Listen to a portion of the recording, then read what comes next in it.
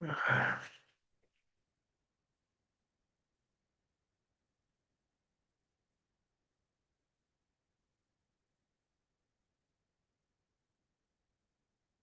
right, 1 second.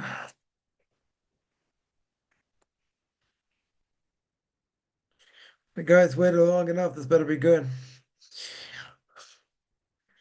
All right, 1 second.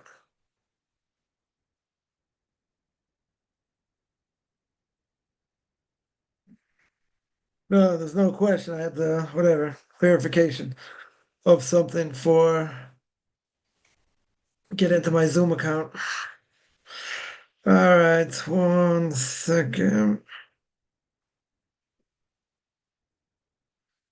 All right. All right, well, we're on holding by Pirke Avos. Again, we're on holding by Pirke Avos. Second chapter, Mishna 16. This part, I don't know, 59, 58, 59, whatever it is, 59. We have part 60, 61, 62, I'm sure. Again, we're on holding by Pirke Avos. Ethics for Fathers. It's Mishna 2, part 6, chapter 2, Mishna 16, part 59. And we're in the middle of this Mishnah that the Mishnah said in the name of Rabbi Yeshua that evil eye, evil inclination, hatred of other people will take out a person from this world. So we're speaking different aspects, what do you call it, of the evil inclination. And we mentioned what the evil inclination wants to do, right? To overcome a person. And two different ways we spoke about. Either making a person feel like they can never repent, they can never go back. They made a mistake or multiple mistakes, and God is God's never going to accept them, not going to accept their repentance on the one hand, right? On the other hand,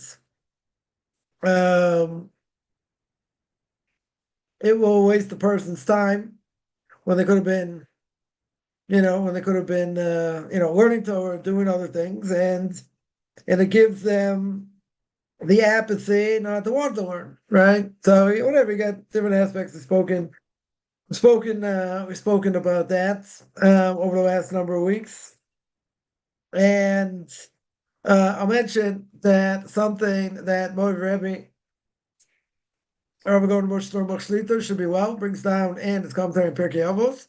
And he says that he brings down from the Chos of Avos and duties in the heart, and he brings down and Shar Yichud Amaisa in the gates of God's uniqueness in the world in the 5th chapter, right? A lot of people don't necessarily learn the beginning of it because there are a lot of questions there that will make a person question whether there is a God, how many gods, different things. But nonetheless, the 5th chapter, that he brings down that the Chos of Ovos tells the following story. And the Chos of Ovos says that a righteous person once met warriors, came back from a war, and obviously they're very tired, exhausted, etc. And he said to them that even in the war they fought, whatever that war was, that the war they fought was very pale in comparison compared to the ultimate war, right? What's he talking about? What is the ultimate war? He says there's a great war, and that war is the war with the evil inclination. So the Chos of Avos there says, as we mentioned before, that the evil inclination comes, and what does it want to do? It wants to waste a person's time, wants the person to give up hope that they can ever change, wants to make a person feel hopeless, make them feel they can never do anything. They're never going to reach the goals that they need to. Yeah, so the evil inclination is going to come many different ways. Many different ways disguise themselves in many different ways. In order that what? In order to test the person, in order to weaken them in other areas, right? In other words, the Mesilas Yesharim, the Ramchal says in Path is Just, the Ramchal says that it's obvious that a person has to work on things that we're weakened. Things that we're weakened, we have to strengthen. But he also mentions there are things we have to work on, even that we do good. So my question was, when I was learning it at the time, what was what was the Ramchal thinking? In other words, to work on things we need to work on, right? That should be very clear, right? In other words, everyone knows, different things we have to work on, right? That seems pretty clear. But the Ramchal says you have to work on things even that you do well. So that lends the whole question, why? In other words, if I'm good at something, or a person in general is good at something, let's say, I don't know, they're good at basic math. Yeah, very good. They can add things, in their heads, maybe multiple figures, and multiply and divide and this and that. They don't need a calculator, whatever. Very good. So why do I have to work on that? It's already something, you have a knack for. You're good at. You've been doing it for years, right? So why would you have to work on it? That was my question, right? Things they have to work on, very good. So that I understand. That's very clear. We all have plenty of things to work on, right? But to work on things that we're good at, right? So, give a parable. You take a professional athlete, right? A professional athlete, whatever sport that, that they're good at, that obviously they're a professional at, they have things they're good at and bad at, or things that they need to work on. So you tell them, they've already, let's say, perfected things that they're good at. Okay. Well, so you tell me they work on that a lot less, or maybe not at all. And the things they need to work on, they need to work on. Yeah, and that's going to help make them, right, in a sports metaphor, that's going to make them a better player and a more well-rounded player, right? In other words, what they're good at, very good. What they're not good at, they'll spend more time, right? They'll spend more time working on it. So that makes sense, right? Why are they going to waste their time on things they're good at, right? Things that they're expert at. Because if you don't practice the things that you're expert at, they could kind of go by the wayside. Then you have to work much harder, right? So you got to keep that up. You certainly have to keep that up to stay at that level. Yeah. So I think that's what the Ramchal means. In other words, even things you're good at, you don't say, "Wow, since I'm good at it, I'm not going to think about it. I'm not going to work at it. I'm not going to do anything with it. I'm going to leave it the same." Now the problem is, if you leave it the same, so you still be somewhat good at it, okay, but you get rusty. Person, let's say, I don't know, let's say they ride bikes. Yeah. So they haven't rode a bike for a while. Now, when they get back on the bike, is it automatic they forgot how to ride it? No. They're going to be, they were going to do tricks and other things like they used to. Take them time, right? Take them time to, get the knack of it, feel the bike, this and that, right? Over time, might be a short amount of time. Doesn't have to be a long period of time. What's going to happen? What's going to happen is that they'll be better. They'll become much better. Yeah, much better. Probably over a short amount of time. Depends how rusty they are. Yeah. So, okay. But they didn't have to sit there and work on it on a daily basis for hours or whatever, because they already had a base. They already had a very strong base. Since they already had a very strong base, they didn't have to work at it. But what happens if you don't work at it? Even something you're very good at, it's rusty. Totally rusty. I remember, as just myself an example. Whatever, last year I was by whatever my son-in-law and daughter are, I guess dorm conference we'll say in the yeshiva. And this yeshiva has they have a game room there, so they have just put in recently a basketball court a couple of years ago. So usually on Chol Moed, when the guys aren't there, we usually go there for a day. Whatever, my family goes there, hang out there, whatever. All right, so whatever, they got a basketball there, very good. So I used to be good, back in the day, but if you haven't touched the ball in like 20 years, you're gonna look kind of silly, right? Because it'll come back eventually. If you haven't, depends how long you haven't played for. Right, same thing.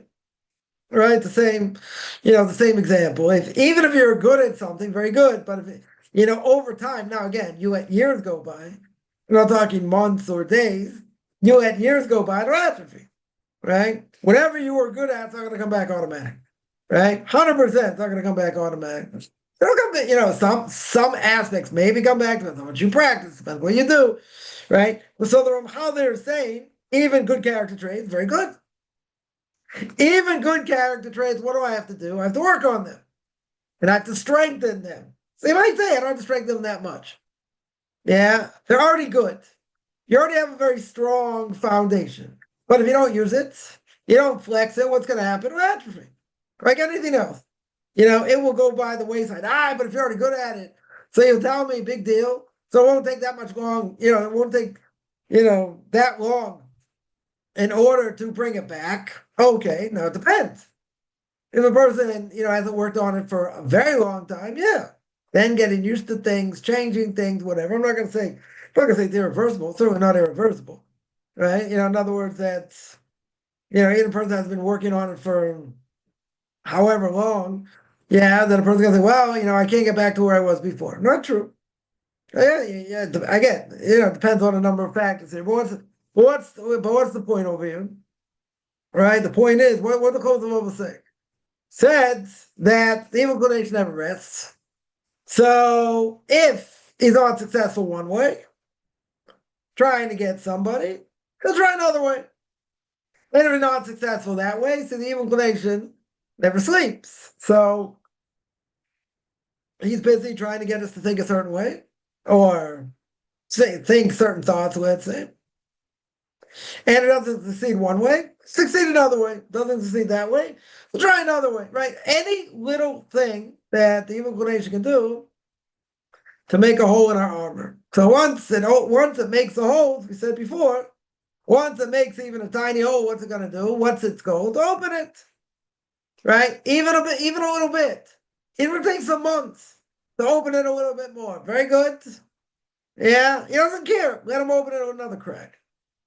Over another 3 months, a year, whatever, let him open another crack. It's probably going to go a lot quicker, but let's say. Eventually, it gets open, much wider. Once it gets open much wider, that's very hard to close, right? I'm not saying it's impossible, but then a person realizes they went too far.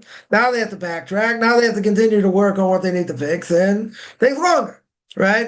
But again, the evil inclination is not looking to trap a person and say, I want you to do idolatry. I want you to do these other major things. You're not going to do it. Person's not going to listen. If a person is more susceptible, right? A person, doesn't go and do something unless things have happened over time, or they're under stress, or both. Yeah, so then they kind of lose control. And what happens when they lose control? They're in trouble. Then they're in trouble. But it doesn't have to get to that point, right? And there are a lot of factors that, that will lead up to that. So here he says that the evil inclination is going to weaken a person, that we understand. It's going to test the person in other areas also. Now, where fundamentally is it going to test the person? It's going to test the person in things that it's weak at. It's not going to test it in the strongest foundation. That wouldn't make any sense. Because the evil inclination knows, evil inclination is going to come, like person been on idolatry for years. Evil inclination is going to come and try and slam them, in idolatry. They know they're not going to succeed, right? They know they're not going to succeed. But if they see the person is vulnerable, right, now Something happened. Now there's a question of faith, right? There's a question of belief, a question of faith. So what happens? You get Amalek now. What did Amalek bring to the world? Suffix, right? The root of the numerical value of the word Amalek, we always say, right? Every letter has a numerical value. Aleph is 1, Beis is 2, Gimel is 3, right? So you have the numerical value of Amalek is the same numerical value as suffix, as doubt. Now, nobody wants to have doubts, right? That's in anything, right? You don't want to be in doubt. It's one of the worst things a person can be because you're not sure what to do. Maybe this way is the right way. Maybe this way is the right way. We don't know, right? Or we're not sure. We're not sure. So now someone goes through a crisis, whatever it is. Right? Maybe it's a financial crisis. Maybe it's a health crisis. Maybe it's a family crisis. Maybe I don't know. Maybe it's all three put together. God's going to test you in a major way. He's going to test you with everything. Okay. So you have something where you don't have answers. You don't have answers. Which way to go, what to do, but a person's very confused.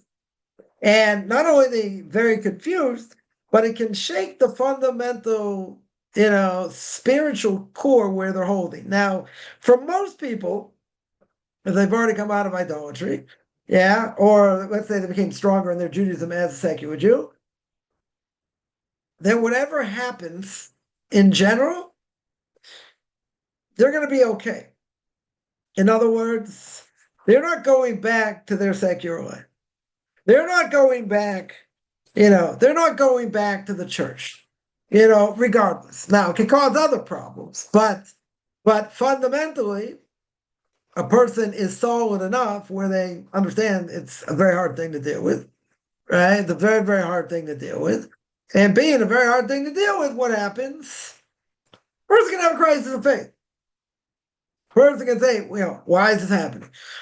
Why is God doing this to me? And it could, it could shake them. Yeah, it definitely could shake them. Okay. But even if it shakes them, even if it would shake them, what happens? In general, a person probably is strong enough. They probably need strength in this, but they're probably strong enough at this point. They're not going back. They are not going back to what they were before. And the reason is because there's nothing to go back to. Right? Since there's nothing to go back to. Now, this could be a tremendous test. Right? I'll give an example. I know somebody that downsized, moved into the Jewish community. We're walking distance of an Orthodox synagogue. Kids were in a Jewish school even before conversion, which doesn't always happen. But they were in a Jewish school before conversion. And something happened. One of the spouses said, I can't go through with it. Something happened once, Friday they were supposed to get somewhere and they got delayed. I don't know, it was traffic, other things, and they got there late, and it was already Shabbos and whatever, right? Different things happened. Now, because of that, one of the spouses says, they just got totally flustered, which is understandable. So one of the spouses says, we did what we could, whatever it was, and it just seems like, so impossible to keep. You did your best. You transgress over. They weren't Jewish at the point, but you transgress over here.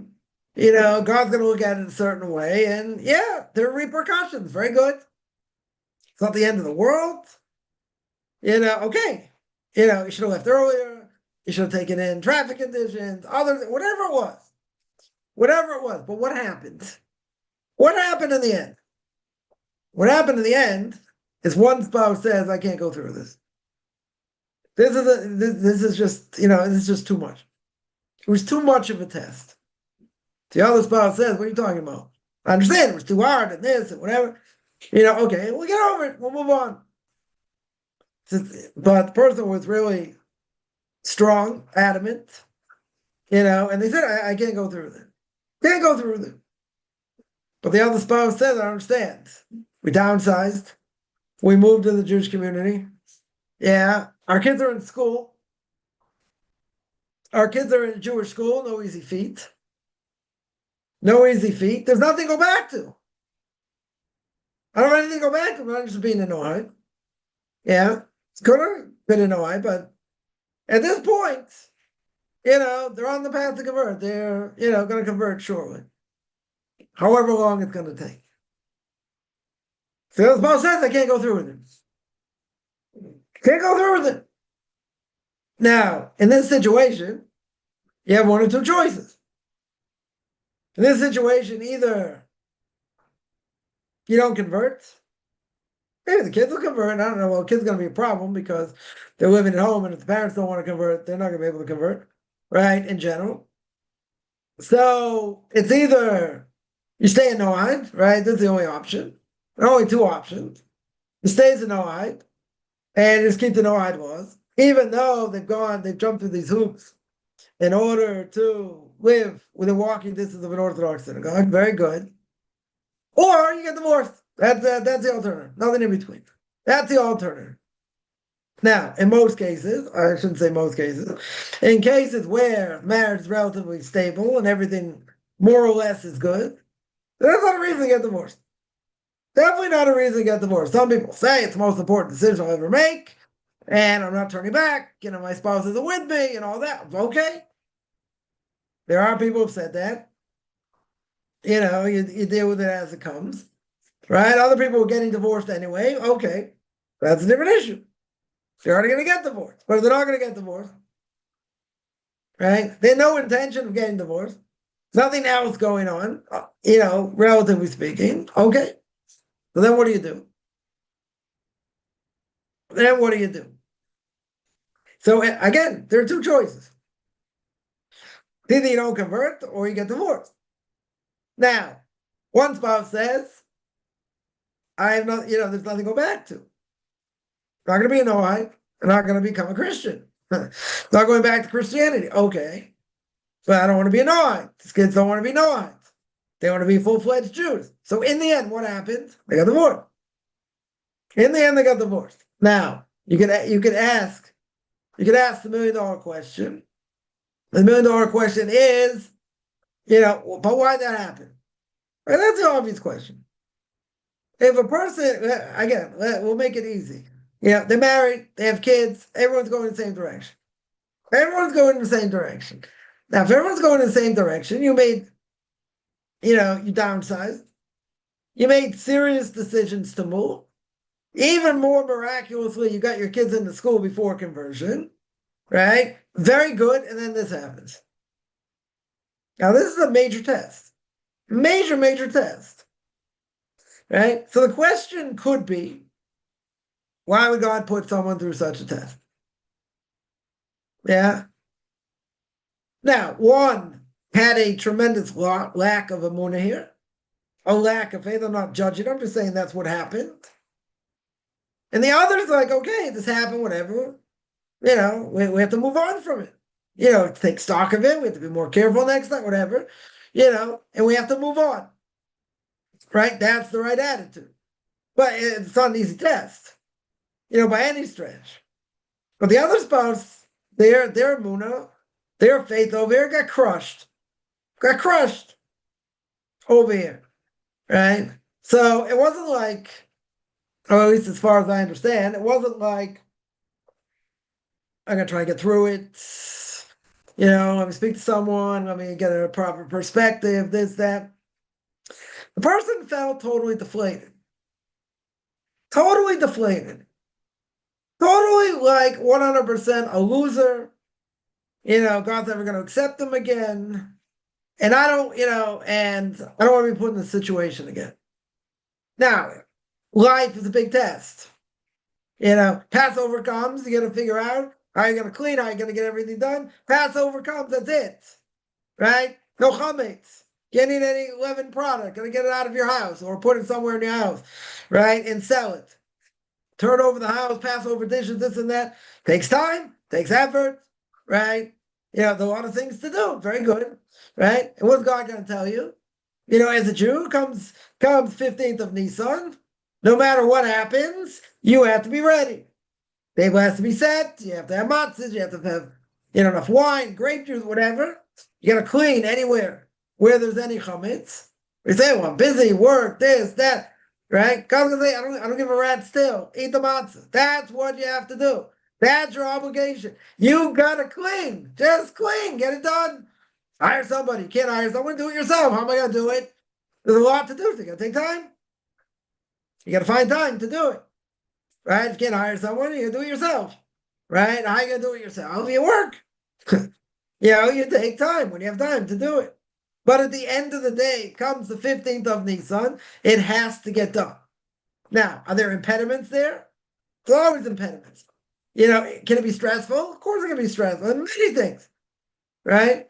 It's not going to take that into account if I didn't finish. No, you got to finish, right? I don't think it's not going to take anything into account, but you got to keep the holiday if you're a Jew, right? You have kosher food. You have at least matzah, right? Matzah, chicken, meat, whatever, right? You have to go through the Seder. You got to get it done.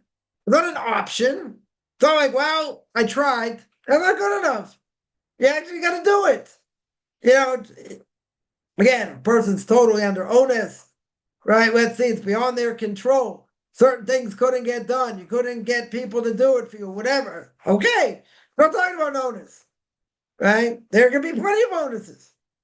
Out there. We're not talking about that. That's a whole different thing. Because if a person's truly under onus, and onus means it's beyond your control, what does the Torah tell me? The Torah says, as the Gemara understands, onus Rahman Patre, when a person is what? It's beyond their control, they're under onus. What does the Torah say? Rahman means the Torah.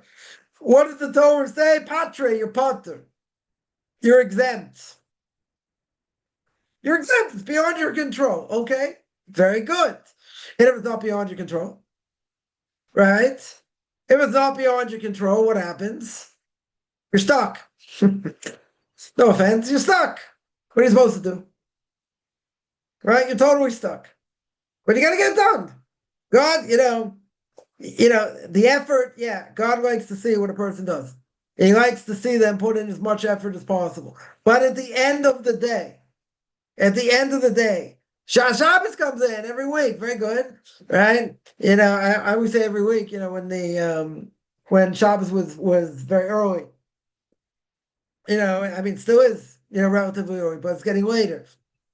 Now it's getting later, by a few minutes every week. Okay. But in certain places, Shabbos comes in at 3:30. You imagine, 3:30 in the afternoon on a Friday.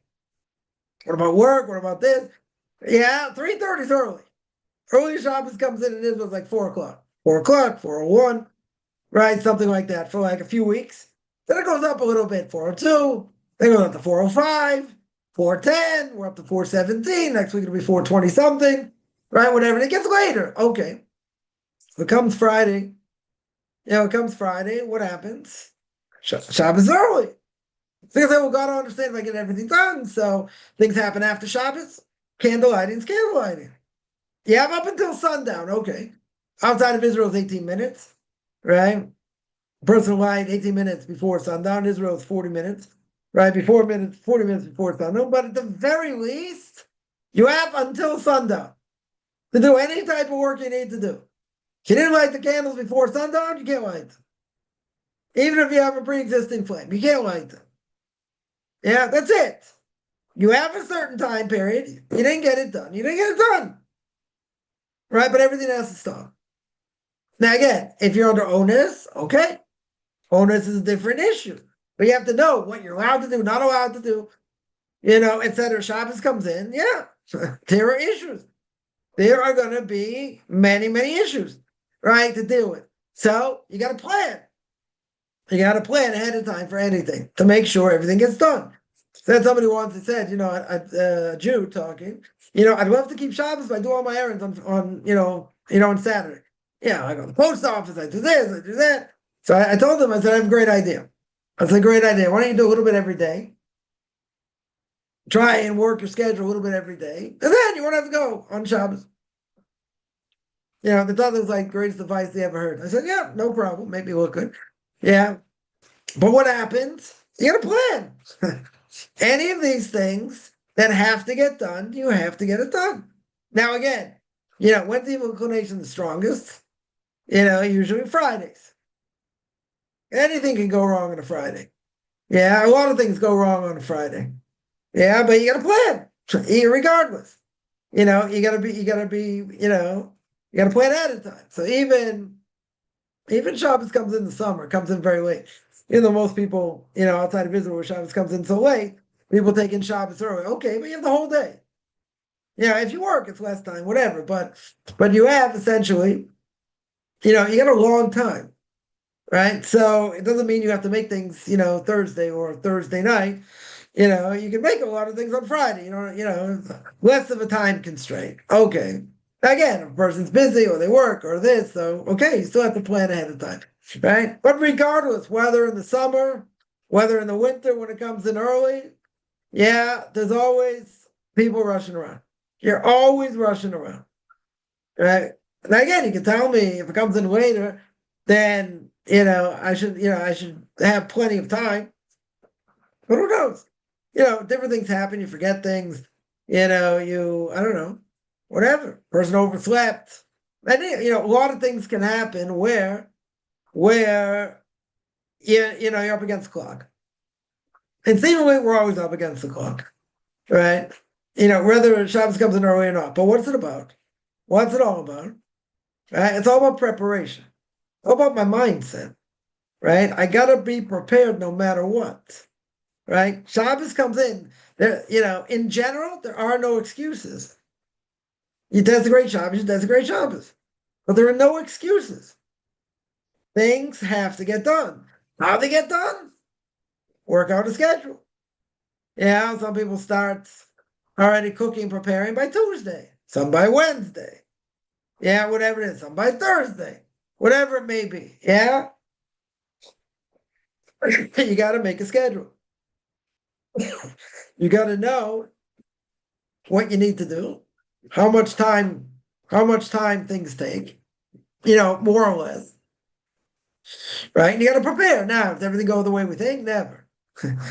And Shabbos, it doesn't work that way, right? On Friday, some things do, some things don't, but that's where the inclination can be, can be the strongest, right? But at the end of the day, with any of these things, what's the point? The point is, unless the person's totally under onus, right? It's something beyond their control. They have to prepare.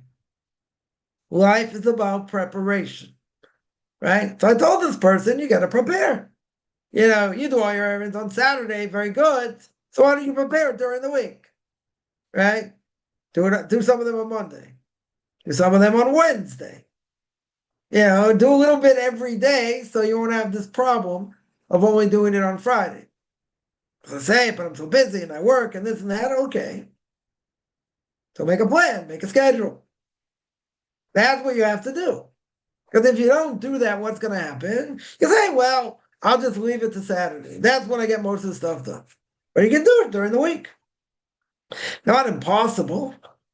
It's, yeah, but I'm too tired and I don't have so much time. Okay, so is this a priority or it's not a priority?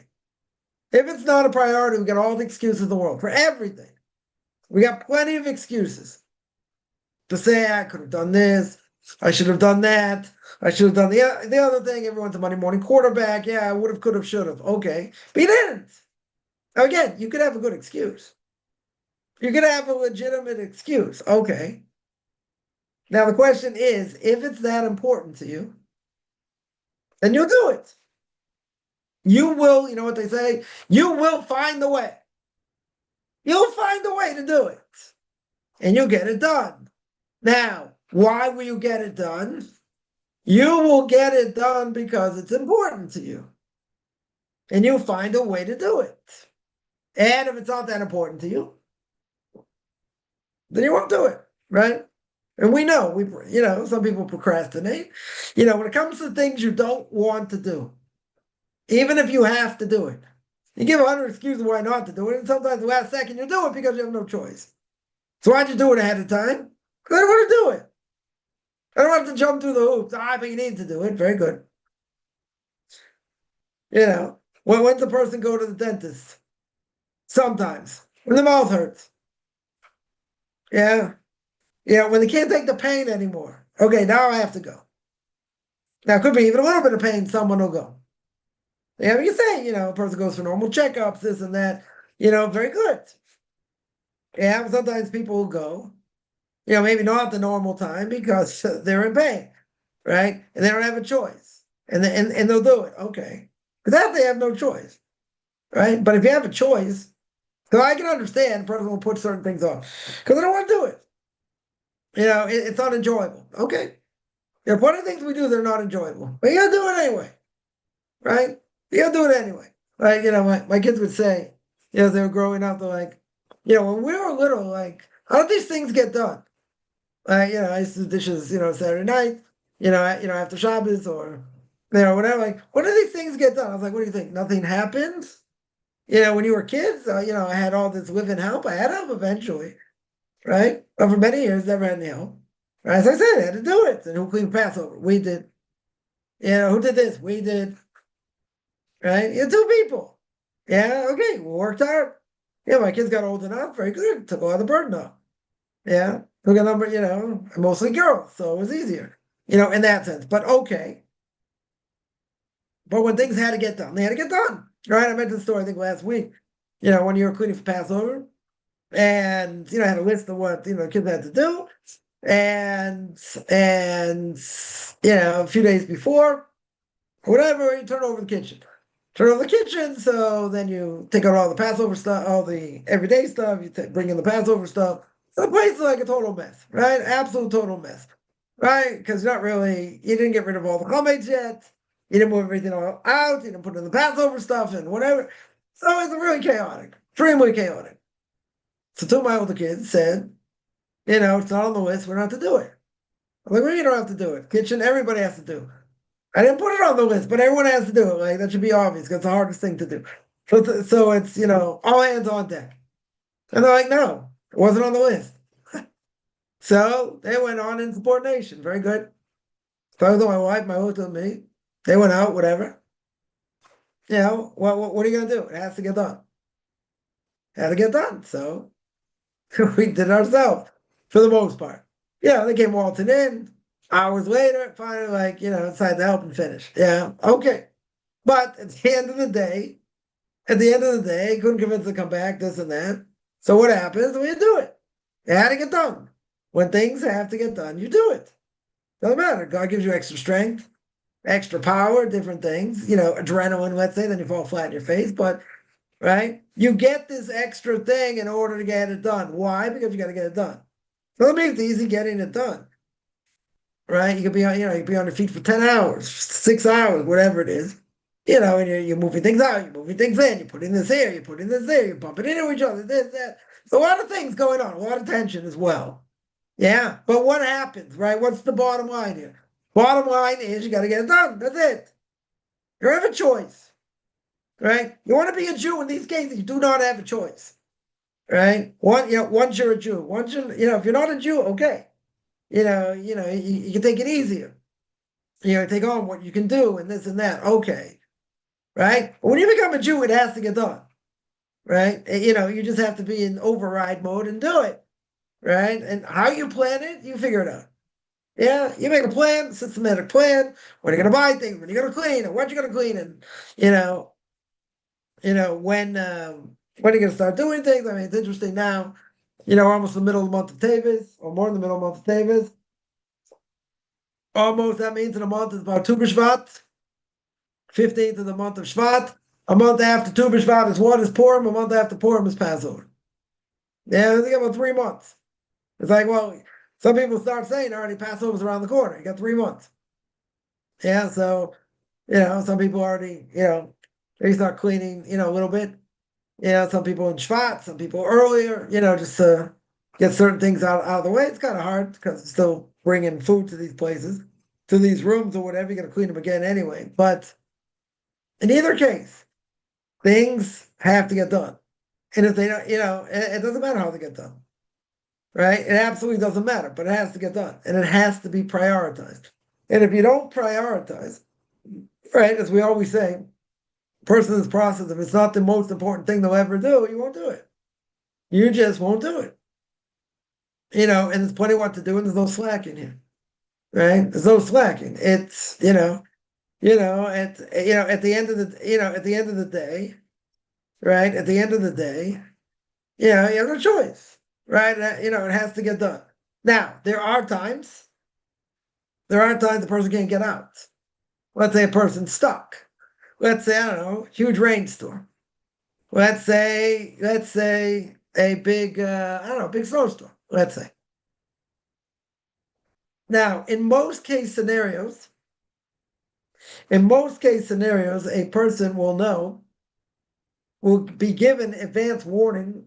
Certainly today, they'll be given advance warning that there's a storm coming. And it's going to start this day, maybe a little bit earlier, this and that. Now, a person knows it's coming at the end of the week. And a person knows they're in a place they're going to get, let's say, either a significant amount of rain or a significant amount, let's say like this, significant amount of snow. They know potentially they're getting 10 inches of snow, right? Let's say, right? Or a meter of snow, depending where you are, meter and a half of snow. Yeah, now you can say, well, it'll still be drivable. If you need to get out, the road, they'll be clearing the roads and this and that. But let's say it's coming down really fast, right? It's coming down like, really, really fast. Nobody wants to be on the road. Nobody. Yeah. Like I say, but what if you don't have a choice? Okay, you don't have a choice. Well, most people don't want to be out in blizzard conditions, right? Or hurricane conditions. Who wants to be out there in that time? Nobody, right? So now I would tell you, if let's say there's a forecast for huge amount of snow. Huge amount of snow. When's it coming? Friday. It's coming Friday. Even better, it's going to start Thursday night, more or less. That's when it's supposed to start. Now, if you know that, and it could be a nasty storm, listen, they're not always right. It can depend on wind conditions. Something when it comes to like hurricanes and that, like things off in Florida. Sometimes the wind last second can, where a person lives, can change the whole direction of where this thing goes. So the main center gets hit, wherever it gets hit, but you don't get hit that much because it took it out, either brought it more in or took it out further. Yeah, so then a person either luck out or not, right? But they can't say 100%. They can, pretty accurate in different ways. They can totally be wrong also, right? It could depend on last minute things. So a person knows that, and this thing is coming, right? Especially if it's coming on a Friday and it's going to start. Let's say the whole storm starts on Wednesday, even better, right? The whole storm starts on Wednesday. Yeah, it starts on Wednesday. It's supposed to get gradually worse and this and that, right? The peak is going to be, I don't know, let's say on Thursday, right? Now, if you know that, and you have no interest in traveling in it or getting near it, then if you normally, let's say, shop on Thursday, let's say you go grocery shopping, on Thursday, for Shabbos, forget about festivals there. Let's say just for Shabbos. Yeah, you go shopping on Thursday. Very good. Thursday gonna be out of the question here.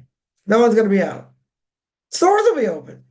Yeah, not saying the store's gonna close, right? But things will, no one's gonna be on the roads, right? You gotta be out of your mind to be on the roads during that time. But unless you absolutely had to.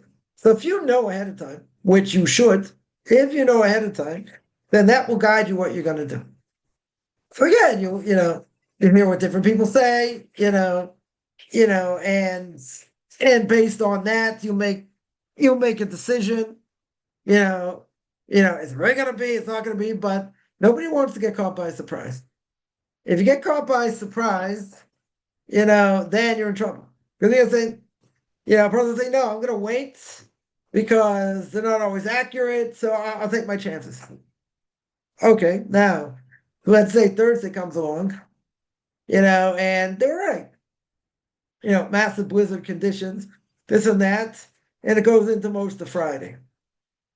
Yeah, no one's going out. They're going to be busy trying to clear the roads and this and that. Okay, but you got to dig out yourself, right? Let's say that's going to take time. I got a snowblower. Okay, take you less time, right? Very good. Now, the point is anyone at that point Is anyone interested in taking any chances? Probably not. I would assume probably not. Yeah, no one's going to want to be out in those conditions. So therefore, what do you have to do? You have to prepare, right? So if you know the storm is coming, let's say on Wednesday, and they might be right, they might be wrong. Let's say about Thursday, is it worth it to take the chance? Probably not worth it to take the chance, right? Or let's say better. Let's say they didn't think it was going to be so bad. Everyone was predicting, everyone and their mother was predicting it's not going to hit that much. Maybe you get a dusting. Maybe you get a little bit of snow. Okay. So you get a little bit of snow, big deal, right? A little bit of snow here shuts down the whole country.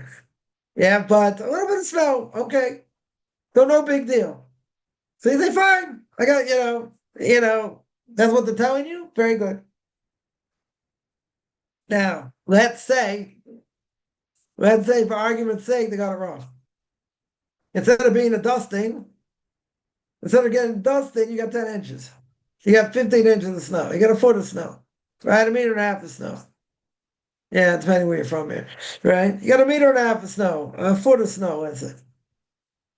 Then you say, well, you made a miscalculation. Well, you say it wasn't my fault. Why was it my fault? Because you listen to what the weatherman said. Okay. Yeah, so you made a mistake. Now you're stuck. Right now you're stuck. So you're going to say, I can't get out Thursday or Friday. So what do? Okay, so now if you can't get certain things, right? So you have to deal with what you have in your house.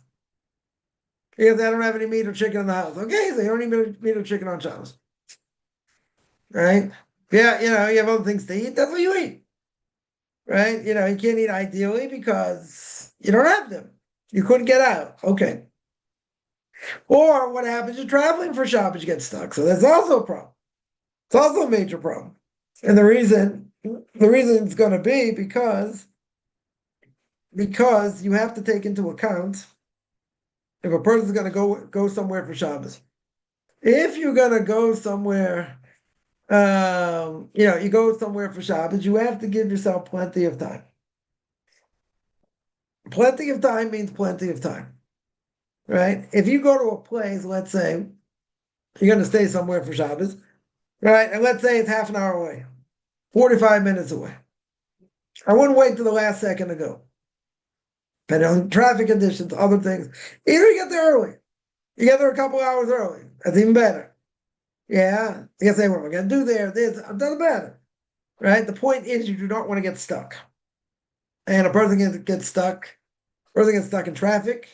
A person gets stuck in weather conditions. So, a person will ask. We brought this up before, but a person asks, so what do you do if it gets to like sundown? You got to leave your car, and you got to walk.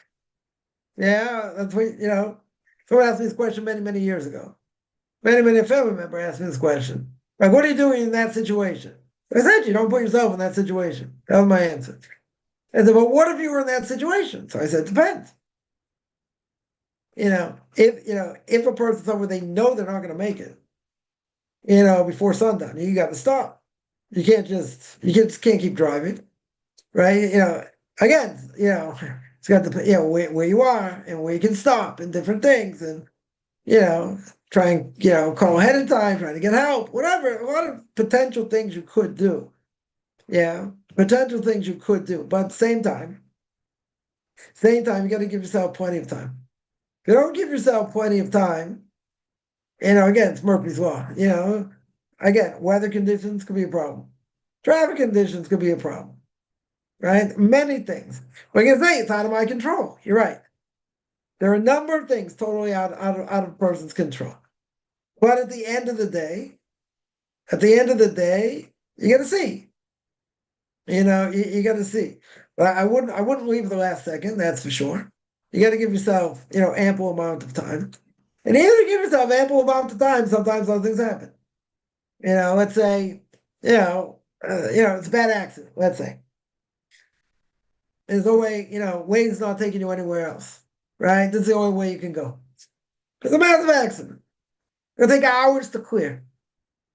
It'll take hours to clear. What are you supposed to do? You're now stuck, bumper to bumper traffic. Now, you didn't take that into account. You never thought it was going to happen. Yeah, very good. Yeah, so yeah, you need a lot of siyata d'shmaya. You need a lot of, heavenly help over there. But I would say the best thing is you gotta leave. You gotta give yourself ample time. You gotta give yourself a lot of time. If you don't give yourself a lot of time, you will.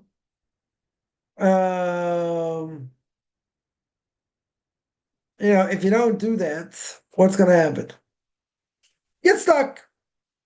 Person potentially can get stuck, and that's all you want, right? That's all you want. But I would say someone that points out you want to by experiencing, right?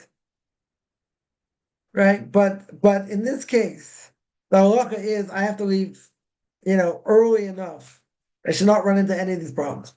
Now, a person will say, I can't get out of work or I can't do this again. Okay, but you got to give yourself ample time. If you don't give yourself ample time, what happen? What will happen? Or what? I'm not going to curse anyone here. What possibly would happen? The unimaginable will happen, and that is you'll get stuck. Now again, you got to give yourself enough time. I once went up north for Shabbos, and yeah, I left in plenty of time. Plenty of time. What happened? Flat tire. Flat tire even before I left, which I didn't notice. Yeah, so thank God the place that was open. Patched tire, everything was good. Yeah, and then whatever, I hit traffic at a certain point, about half an hour, 40 minutes before I was supposed to get to my present destination. It was getting close. It was definitely getting close. I got there probably 10 to 15 minutes before candlelight. Right? To me, that was way too close. The one time I went before, I was there 2 hours early. Okay. Yeah, but it took like 2 hours to get there, 2.5 hours to get there, whatever. Right? But okay, so you got there 2 hours early. Better be 2 hours earlier than than like, saying Tehillim, and saying Psalms and praying that you're gonna get there on time. You're not gonna get stuck. But again, even though it's half an hour away, yeah, it's traffic. I couldn't get around traffic. There's no, yeah, I went the quickest way I could have gone. Actually got took one wrong turn, so it took me 20 minutes, half an hour out of my way. But again, if that would have happened, I would have got there plenty of time. Yeah, but you do not want to run into that risk, right? So you do as much preparing ahead of time as possible so you don't run into the problem. That's what you do. That's what you should do. Certainly by Shabbos. But good, that's a good segue back to our topic. That's a very good segue because when it comes to overcoming the evil inclination, you got to prepare. Now, the evil inclination, as we always say, does not need me to agree. Evil inclination is very, very good at what it does. And the evil inclination, as we always say, is relentless. Right? He doesn't stop. He keeps coming and coming and coming and coming. So I have to think and work out, okay, this is what I'm stuck in. This is something that gets me to do X, Y, or Z. I know what triggers it, let's say. I know what it is I need to fix. Okay, fixing it not so easy. Knowing what triggers it, very good. Now I have to figure out how not to let it trigger. Right? Now, let's say in basic ways you figured that out. Okay. Very good. Yeah, but evil connects, okay, I got stopped over here. This person jammed me right over here. Very good. Yeah, jammed me. So evil connections says, okay, you got me over here. Very good. I'll nod. I'll give you credit. Pat you on the back. Very good.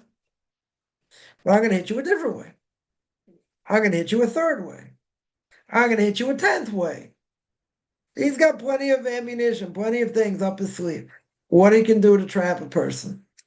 So you got to, so yeah, the majority of things the person's going to think about and what they're going to do, right, to make sure they don't fall in whatever this thing is, right? They are going to, they'll be successful. Okay. Let's say. Could be they fall here, they fall there, but let's say for the most part they're successful. The evil inclination hits a brick wall. Right? So a person prepared themselves very good for certain situations. But they didn't prepare themselves for all situations, and they didn't prepare themselves for situations they weren't prepared for.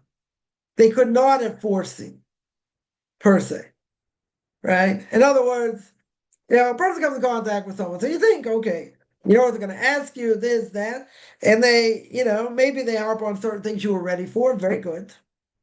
It's like taking a test. You're ready for, you have all this information to be ready for. And the teacher asks something like make you apply something to something you weren't necessarily so ready for, right? If it's straightforward, very good. Then there are no surprises, for the most part. Okay. Yeah, but every once in a while there's a curveball. You get a curveball. What happens when you get a curveball? Now you have to apply, right? You have to apply your knowledge in order to answer. Very good. So let's say 70% of the things a person could look out for, they're successful looking out for. 20% that may be difficult or come in other ways, okay. But there might be another 10% or 5% that you didn't even think of. That you didn't even have a clue could happen. Yeah, it comes on the evil inclination and says, yeah, I'm going to devise something that you would be never prepared for, something you never would have thought of. So now what happens? Now you're confronted. And once you're confronted, now you become discombobulated. Why? Because there wasn't something that was in your repertoire to be able to answer, to be able to deal with. Why not? Because it's something you never would have thought of. You wouldn't have thought of in a million years. Yeah, so the evil inclination comes up with all kinds of things. So a person will ask, how do you prepare for that? That's very hard. That is going to be very hard. But if a person is prepared enough and they have the right tools for that, then even something not necessarily prepared for, they should be okay. Again, unless they're under a lot of stress and a lot of pressure and, and other things, sometimes when that happens, a person loses control. When a person is not in control, then the evil inclination comes for the jugular, because once you're thrown off your game, you had all these defenses up, let's say. You had every last defense up, everything was good, relatively good. Then something happened, you got a little bit flustered, you weren't really, thinking about this, and then the evil inclination comes, bam, bam, bam. Yeah. It hits you with like a whole bunch of things, because now, now the defense system, is open. It's like, it's like Star Wars. They're trying to get in to destroy, Darth Vader and like this whole thing, but they can't get in because the defense shield is up, right? So they do whatever they can to get this defense shield up so they can actually, get in and destroy the main core, whatever it is, right? That they need to destroy. But but the defense has to be up. Yeah, defense in this case, your defense has to be up. Yeah, if the defense is down, right? If the defense is down, then the evil inclinations, they say, Vern, I got someone over here. Let's go.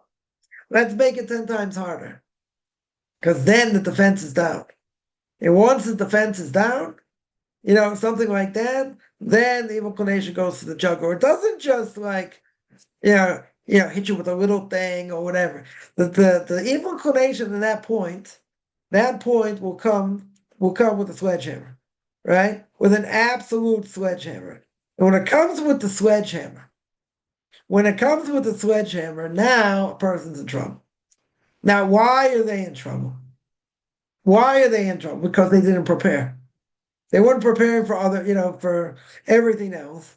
And by not preparing in their and even if they were prepared, let's say, in this case, they weren't prepared. And then the defenses are down. Once the defense goes down, evil inclination has a field day. And the evil inclination doesn't come with something little. See, this is the whole point. The evil inclination doesn't need something little now. Doesn't need to open the person up. Now the defense system is wide open. Once the defense system is wide open, that's it. That's it. Then the evil inclination comes in with a sledgehammer, right? Comes in with an absolute sledgehammer, not just to knock you down. It has different ways to be able to knock you down, make you weaker. But since the person's already weak in this point, what does it go for? The final blow. The final thing that throws the person totally off. And once they're thrown totally off, what happens? Then they start to think more. Then they start thinking, you know, I should have done this. I can't believe I did that. I can't believe the other thing. And then they get broken. And that's what we spoke about the last number of weeks, right? That's what the evil inclination wants. The evil inclination wants you to give up hope. Like there's no hope. There's nothing you can do to fix this. It's impossible for you to fix this. When a person feels they have no hope, right? And there's nothing to do, what do? They give up, right? They will give up. They'll say it should be this hard, it should go through this. Person go through major, major things.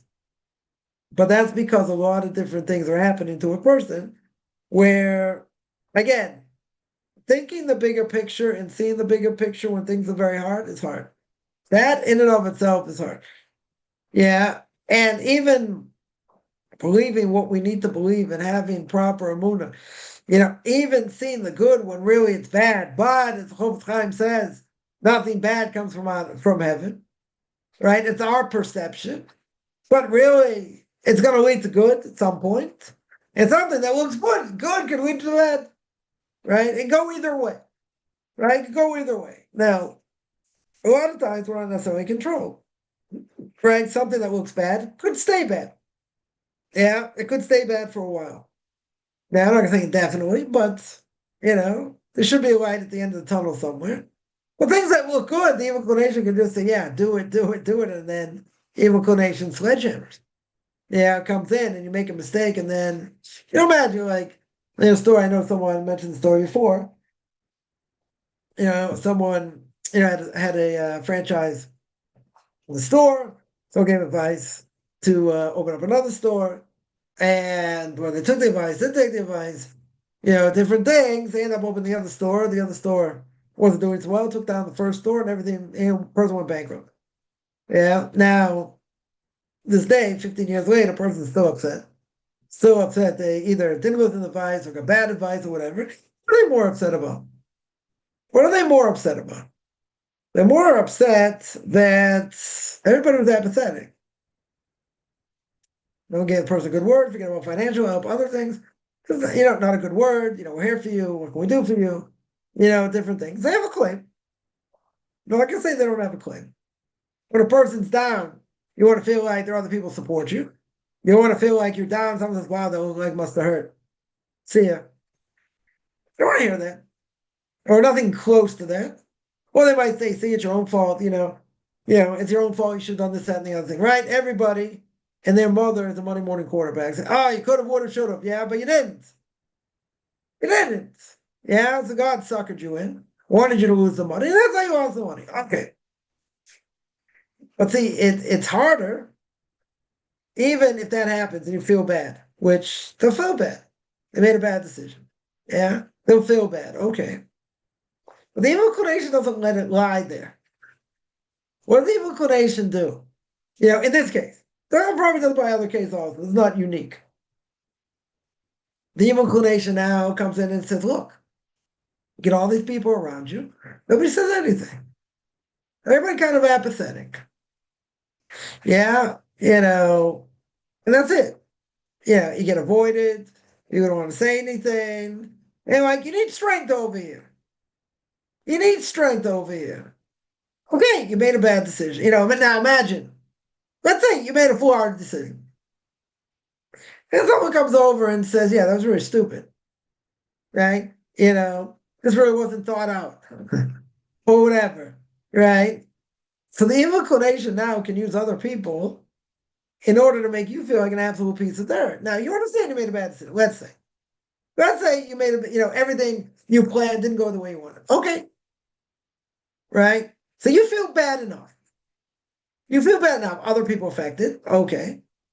Right? But you feel bad enough. Now, other people come along, come for you. It's the opposite. what do? They say, oh, you should have done this. Oh, you should have done that. Oh, you should have done the other thing. Now, how's that person feel? That person's on their knees now. After clear bankruptcy. Bankruptcy always a bad idea unless you have no choice, right? So many years, you can't get a bank account, you can't, your credit shot, all these things. Okay. Right? You have no choice, you have no choice. Yeah. And it happens. Okay. So now you're feeling bad. Now you're feeling like an absolute piece of dirt because you put all this effort in and everything blew up in your face. And then other people are saying, they're doing it to be mean, per se, but they're coming along. They're coming along. What are they telling you? They're coming along telling you, oh, you should have done this, should have done that. The person is already down. It's basically almost out for the count here. Yeah, they understand the next 10 years is going to be very hard for them. Very hard for them. And one thing is based on a bad decision. Okay. They understand it was a bad decision. They understand they got sucked in, whatever. But then the inclination comes, uses other people, and they take the sledgehammer. And now the person feels worse. They feel 10 times worse. So it's not about letting other people make you afraid. That's not the issue. The issue is they're putting you down. They're putting you down for the count. Not on purpose, necessarily. That's how they act. That's how they react. So the evil inclination uses that against the person. They use it against the person. You say sticks and stones, doesn't matter. Whatever person says, you can look at them like they have a 25 IQ, they belong to be an insane asylum, and it's not true. That's all true, right? But when a person's down, and a person's really down, you do not want to hear. I don't think anybody wants to hear, well, you should have done this. Well, you should have done that. In other words, they make you feel worse. They absolutely make you feel worse. I told someone once, I said, listen, when someone's down, you never, ever kick them in the head. Never. Now you can say, it's their fault, and you should have done this, and so, whatever. Okay, we didn't. Yeah? Now, it could be they're giving you mussar because they want you to learn from the mistake. They want to make sure you never make this mistake again. Okay. Yeah, there's one to be said for that. And let's say that's true. Okay. Now, there are ways to say it. There are ways to say it. Some people don't care what they say. They don't care if it's mean. They want you to get the point that you never make the same mistake again. Okay? Yeah, there will be some people like that. But I will tell you, from past experience, a person's been down, they don't want to hear that. They do not want to hear that. Because they already feel bad enough. Now again, if this person's trying to give advice, and they're going to say next time around, listen, maybe you should have done this. Maybe you should have, in a nice way. Let's say. The person's still going to be hard to hear them. Because they're still seething from what happened. But okay. So let's say in a nice way. They say, listen, maybe you could have, you should do this next time, maybe, maybe that. Okay. Yeah. And sometimes people are crass. And people just say what they think. So you can say, I don't care what people think, right? You should never care what people think, in general. Yeah? Yeah, who cares what they think, in general? Now, you cause someone damage, you gotta care what they think. Right? You gotta take that into account. But in general, you're right. In general, we'll say you don't have to care. Good. When a person's down, you gotta take into account how they feel. And when the wound is very fresh, let's say,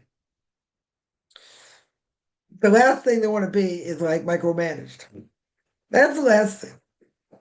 They want encouragement. Now, they could have done something very rash, right? And something that, they took a major risk. Oh, yeah, some people do it for different reasons. Yeah, and it comes to, bite you in the nose. Okay. The person, has to take responsibility, obviously, for what they've done.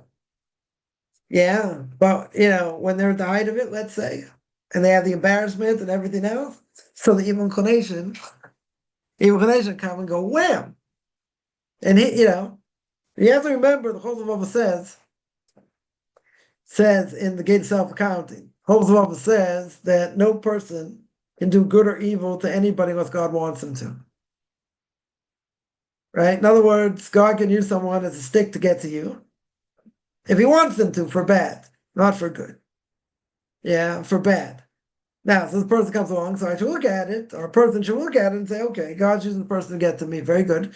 Still stinks, right? Let's say.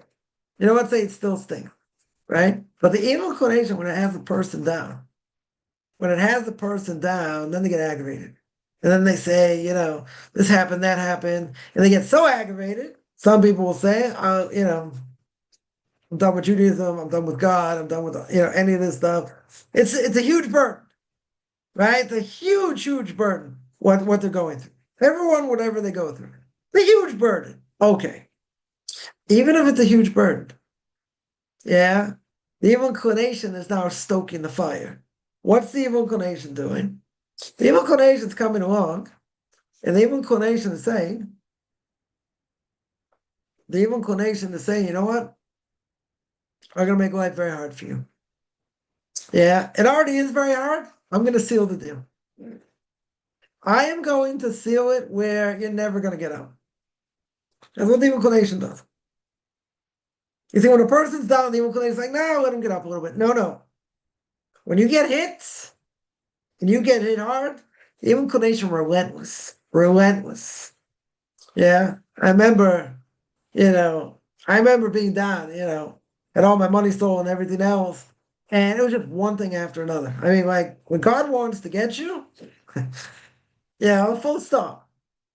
Take you out in different ways. Every last thing, day by day. This went wrong, something else went wrong, a third thing went wrong. Yeah, it was a whole string of dominoes. Yeah, a disaster, an absolute disaster, and everything happened above nature. Never should have happened. It's totally above nature. Yeah, but when it happened, it wasn't. Someone told me, says, "Listen, you're on the bottom now. The only place you can go up." Now, yeah, I can handle that now. I probably handled it a few years after that. That stung. I will say that definitely stung. Personally, didn't mean anything bad by it. Yeah. Yeah, it wasn't something that I wanted to be that uplifted my soul at that point, right? But it wasn't just one thing. See, had it been one thing, that would have been something else. Okay, you take your lump, you deal with it, you move on. It can have a spiral effect on a lot of things. Definitely can have a spiral effect. But this thing, first of all, came out of nowhere, absolutely nowhere. But not only that, it didn't end with that. It did not end with that. It was a spiral effect. The evil inclination said, okay, we're going wild now. He's taking the fall for this. We're going to hit him with 10 other things. Now, there was some silver lining there. Right? But for the most part, it was one big slaughter. That's what it was. One big slaughter. Bam, like whole bunch of things. Domino effect. Yeah. The evil inclination, at that point, what's the evil inclination do? The evil inclination is, okay, we got him on one big thing, I'm going to leave it alone. Oh, no. Oh, no. He's coming out with a sledgehammer, with an absolute sledgehammer. Yeah. He's going to say, I'm not just going to nail you over here. I'm going to nail you in 10 different places all at the same time. I'm going to make you into silly putty. Right? I'm going to make you into plastic, man, but you can't expand that much. Right? I'm going to make you less than silly putty. A lot of people still play with silly putty, but whatever. I'll make you into silly putty over here. Now, at that point, you know what to do because, someone had a great idea. And they said, well, I don't know what to tell you, but if I was in your shoes, I'd declare bankruptcy. Well, I said if I declare bankruptcy, but, and I was pointed to leave Israel at that point. I said, if I do that, and I eventually go back to the States, I'm cooked. I don't want to do that. Right? That'd be a last resort. But, okay, that'd be a last resort. Now, the person was trying to be helpful. I'm not saying not. Definitely not. Right? But, you're reeling over you. You're like, you're basically, in a boxing match, you just got knocked out. You're not coming back. That's it. You got knocked out. Yeah, there's nothing to do. See, the difference is if you would have done it to yourself and you have yourself to blame, okay. You made a mistake. You made a serious mistake. Maybe it was a rash mistake. Maybe you got bad advice, whatever it is. Okay, you got to live with that. 100% you got to live with that. But if something happens against nature, like totally against nature, right? As we'll quote from the Holy Three Stooges, you'll say, I'm a victim of circumstance. Like, what do you want? Not my fault. Not my fault. People said, oh, you got this money. You should have done it yourself. You shouldn't have relied on anyone else, blah, blah, blah. Okay. Right? That's what everyone's the Monday morning quarterback says. Oh, you could have done this. You should have done that. And while you're sitting learning, you could have made more money. You could have done that. Okay, but I didn't. And this is the end result. Yeah? That's totally above nature. So when you have something that's above nature, what does that show you? It shows you you're not in control. That is something could not have been foreseen. Could not have been foreseen. Yeah. And every time I ask my Rebbe, should I take the money out? Should I do this? It's like, listen, you're getting money back? I said, yeah. You're getting good, revenue? Yeah. He said, there's no reason. Okay. So what did God want? He wanted you to lose. Why? Any number of reasons. Right? Any number of reasons. But when something goes against nature, see if it's part of nature, then you can say, obviously, it's probably payback for something I've done or something my soul had to go through or whatever. According to nature, these things happen, right? Different things happen. Okay. If something happens above nature, yeah, totally above nature, something you could not have foreseen, no possible way to foresee. There's obviously something else going on. But at the end of the day, at this point, had a great learning center, I had big plans, this and that. God said, no. Stuck in the middle of everything. In the middle of everything. So, if the evil creature wants, what it can do is make you give up hope here. Totally give up hope. What am I supposed to do now? I got no way to make money. Like what's supposed to be. Because these, back then, big mortgage payments, like, I was relying on this money. It's taking the interest. Okay. So now what? Supposed to end up in South America and then whatever, left Israel. Thought that was my, time to go, do outreach or whatever. Absolute disaster. Went to the States, had trouble finding a cube job, whatever. Ended up getting the real estate and the whole market shut down in 2008. Anyone who remembers. Yeah, people buying, real estate on based on credit. Whatever, there's a lot of fraud. A lot of fraud going on. Banks had all these foreclosed properties. It's game over. And I ended up coming back to Israel. Okay. So they were doing something, had somewhat success, and then things started to dry up, and then okay, step by step, you say, okay, now what? Like now what? Right? So life is one big test. Right? But you have people telling you wrongly, because they want you to do other things, say, oh, you should be involved in this. Oh, you should have picked a different field. Right? There's no guarantee in life. Whatever field the person takes, there's no guarantee. Someone will be, at a job, let's say, company be around 20 years, 30 years, growing by leaps and bounds, and something happens, the company shuts down. Or they have to fire a lot of people because things happen. Or they have to shut down because, so a person will say, come on, like, what are the odds? I don't lost a job, whatever the government job, I guess, social worker. And, whatever, been company they're working for, I don't know, 10 years, 8 years, 10 years, more.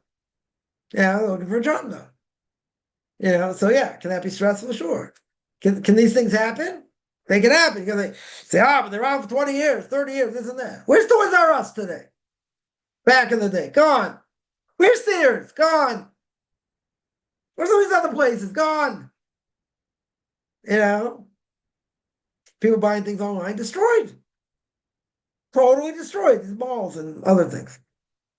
Company's been around 40, 50 years. You don't expect to say, well, they should have adapted. They should have adapted. Trouble had online things, this and that, be competitive. Very good.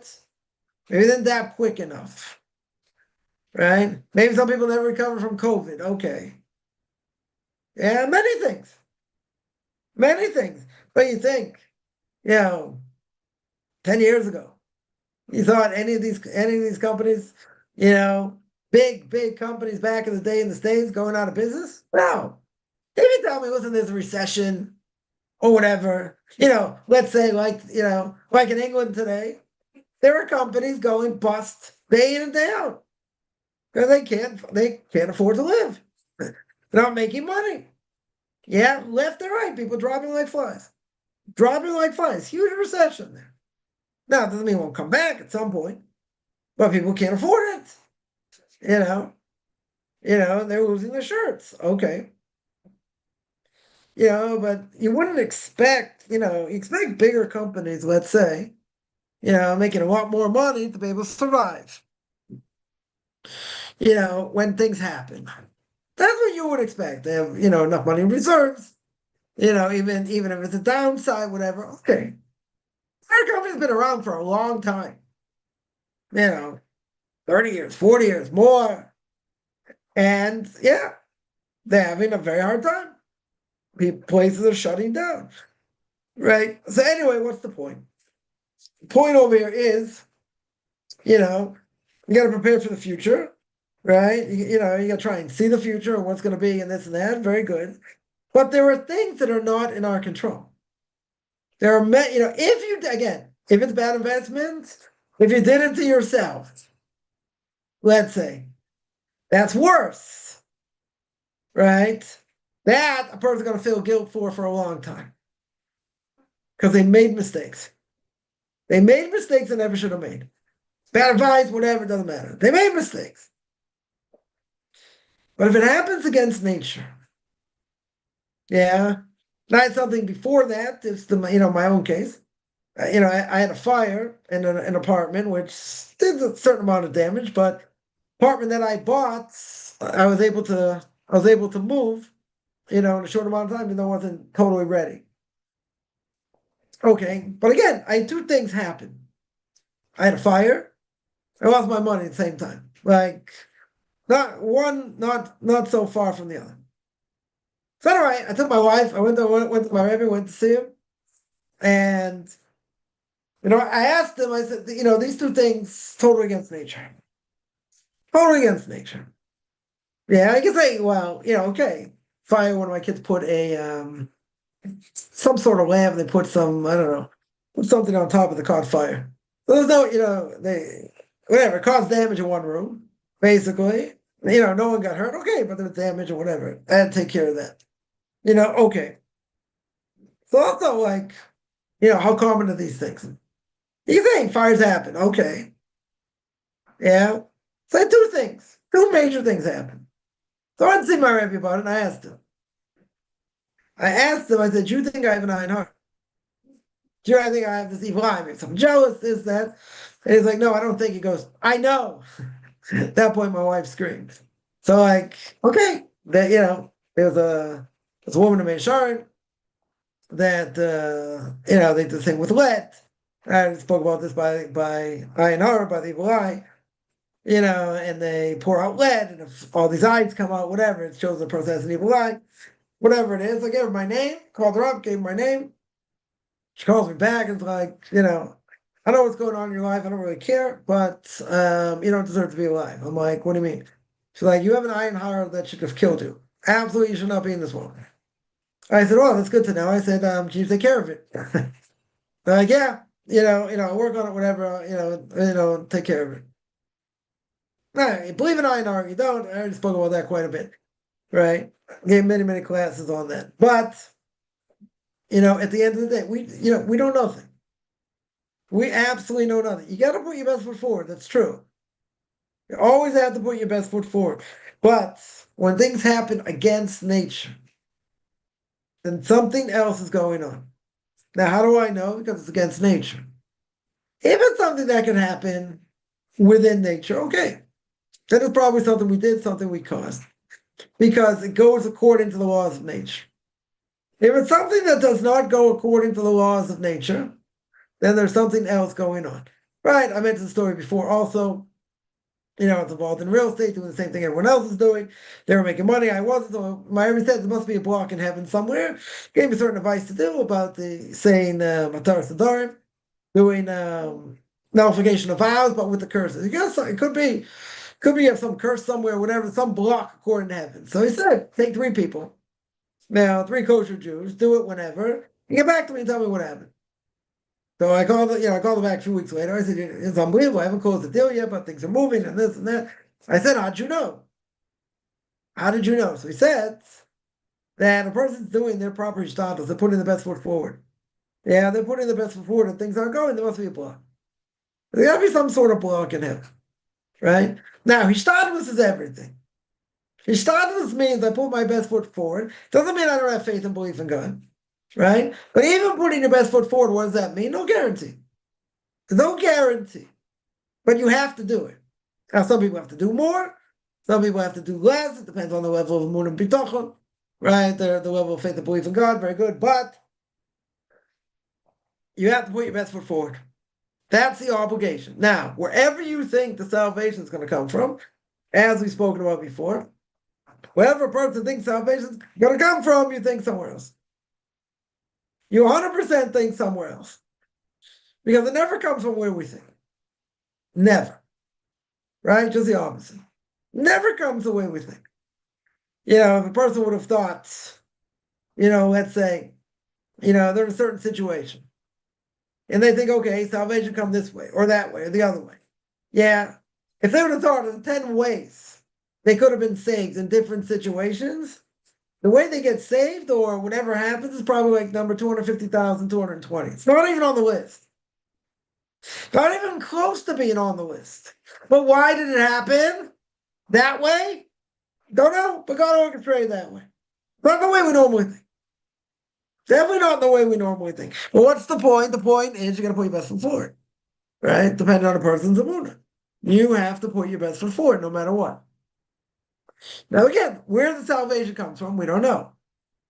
Yeah, but you got to keep plugging away. That's what we have to do. Now, the inclination come and say, like, what are you doing? You think this is really going to help? You think that's going to help? We do all kinds of things. Person owns their own business. What are they doing? They're thinking about their business 24/7 or 24/6. Yeah, and you keep Shabbos. They're thinking, okay, I need to do this for the business. I need to do that for the business. Some things may be good, some things not. Whatever, you tweak it.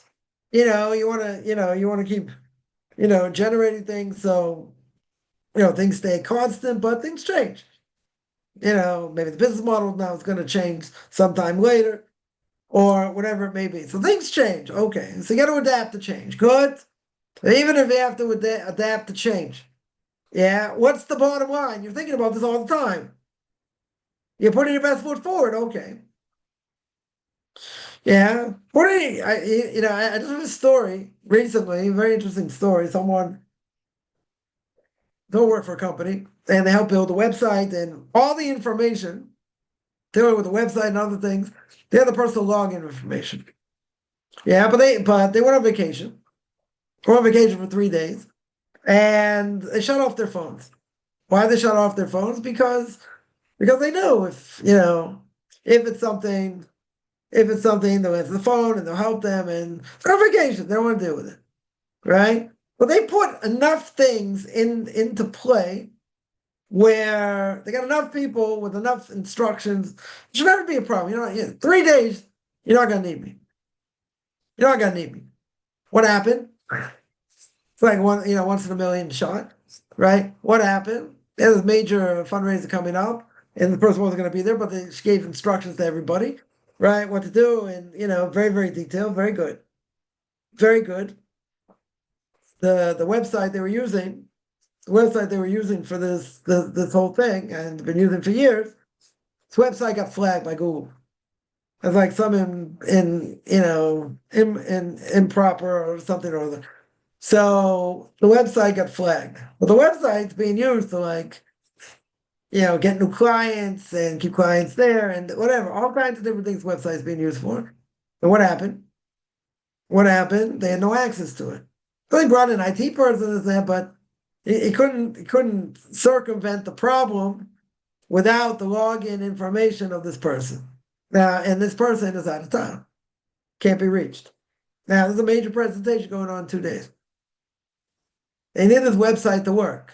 This website's being flagged and all kinds of flack, from customers and different things. They have to make this new presentation in front of, a whole bunch of people. It'll be a major fundraiser here. They can't get a hold of the person. Goes to voicemail. Husband goes to voicemail. They're trying to figure out how can we get a hold of someone, a kid, a relative, something that they're in contact with, right, in order to get to them, in order to get them on the phone. Yeah. And they couldn't do it. The whole thing blew up. The whole thing blew up in their face. They made the presentation anyway, but totally lukewarm. Totally lukewarm. They didn't accomplish what they said to accomplish. Right? Not even close.